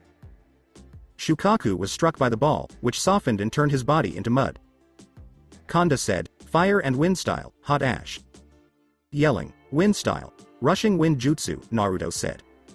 Shukaku was forced to retreat and allow Gaara to regain control due to the combination of the heat from the ashes and the wind. They had been waiting for that. After hurriedly pinning Gaara to the ground and ripping off his shirt, Kanda discovered the seal on his chest. With a burst of ink, Naruto said, hold him for a few minutes. Naruto had a very dangerous task ahead of him. He was going to repel Shukaku by using a seal that combined vampire, demonic, and human powers. Swiftly, Naruto drew a seal that would prevent Shukaku from having any effect on Gaara. Naruto had to end this battle now, or else he would pay a price in hell later. Naruto said, Seal of the Three Worlds, pressing his fingers into Gaara's chest to release the seal. Gaara went into a deep sleep, his eyes widening. Gaara stayed on the ground, but everyone was afraid that Freak Demon would reappear. As many people cheered and Genma announced, winner Naruto Uzumaki Hellsing, it was a victory for the Leaf Village. Inside Cage's booth, up. I'm impressed with your son's skill, perhaps a political marriage to my little Temari is in order, the Cage replied. The Cage thought, damn, most of my plans rested with Gaara and that sand demon. Kushina looked up at him. I apologize, Cage. Sama, but no, Kushina uttered as Naruto left the field and made his way to a room designated for him due to his statues as the head of the clan. In the room with Naruto. Naruto intended to rest until his upcoming match, which is not expected to happen for some time. That is, until Ayame and Shizune entered through his open door. Ayame was dressed as a waitress, and Shizune was wearing a form-fitting nursing uniform. Naruto looked at them both and flushed. Ayame. Chan Shizune. Chan, what are you two doing here? questioned Naruto as he was admiring a girl and one of his friends. Shizune scurried onto his lap to assist him in taking off his coat. Shizune kissed Naruto and pressed her tongue into his mouth, saying, "You see, Naruto. Kunayame is here to serve you and I'm here for the healing you need. In addition, I'm a registered nurse who was given the responsibility of caring for you and the other women who adore you. Can you hold me responsible? You fighting like that really got me hot and bothered." Since all three of them were perspiring and sweating, they quickly showered, with Shizune and Ayame changing back into their actual clothes before they left. They arrived at the arena right before Yugito's fight. With his big smile on his face, Yugito looked at the boy from Sound Village and knew he was going to make a mistake. It was Yugito Ni versus Jiboro began, declared Genma. Yugito didn't take long to charge at Jiboro and deliver a forceful blow to his face. The big boy pretended not to feel anything before he grabbed her arm and threw her to the floor. Yugito flipped him over by encircling his arm and neck with her feet before letting go and leaping off. Jiboro stood up as Yugito hurriedly went through a few seals. "Lightning style. Lightning storm jutsu," exclaimed Yugito, pelting the big boy with at least 20 bolts. Jiboro remarked, "Earth style, great rock wall jutsu," as the lightning bolts crashed into the wall. Yugito charged at him without pausing for breath. Jiboro thought he had the upper hand and launched a powerful punch, but Yugito parried it and used her momentum and 120 pounds of weight to throw her legs up onto his chest, bringing him to the ground and locking his arm in a pincer lock that caused the arm to break. Jiboro was exerting all of his strength to break the lock, but it wasn't made any easier by the girl's demon. Like strength or the orders not to use his curse seal. It then took place. His arm cracked loudly, breaking in 5 places. With an excruciating scream, Yugito released him. Grabbing his arm, Jiboro glared at Yugito as he was about to use his seal. Jiboro said, "You bitch," as he was about to unleash his maximum chakra. Jiboro, hold on. Your arm will heal with Kabuto. I wish to keep my secret that for a little while longer, Orochimaru's voice uttered. Yes, Master Orochimaru, Jiboro said to himself. Saying, "Proctor, I forfeit this match," Jiboro spoke. As Genma put it, winner Yugito Ni. In the stands for Cage. The Raikage was giggling while he observed the combat. A tiny smirk appeared on Kushina's lips. Well, that was quite the spectacle. I raised Yugito, almost. The Raikage remarked, watching her fight and win fills me with joy like a father can only feel. I understand your perspective. I'm happy my child grew up to be a strong man, even though I didn't get to see him for a little over 13 years, Kushina remarked as Sarutobi materialized next to her. Pulling the pipe from his mouth, Sarutobi asked, "How are things going?" Sarutobi. "Sama, everything is good," the Cage remarked, causing Sarutobi to chuckle. "Do not address me as Sama. I'm just an elderly monkey," Sarutobi smiled kindly. "The next game is about to begin, and I would like to watch it," Sarutobi stated. Below the ring. Genma said, "Will Sai and Kimimaru please report to the battle arena," as they both leapt to the ground. "Let's have a good match, you small dick pretty boy," Sai said, earning Kimimaru's glare in return. With a loosening of his right sleeve, Kimimaru said, "I'll enjoy cutting you to ribbons." Genma declared, "Let the third match begin," as the two boys lunged at one another. So that's it for today. I hope you guys enjoyed it. Don't forget to like, share and subscribe to the channel for more awesome stories like this. Thank you. See you all in my next video.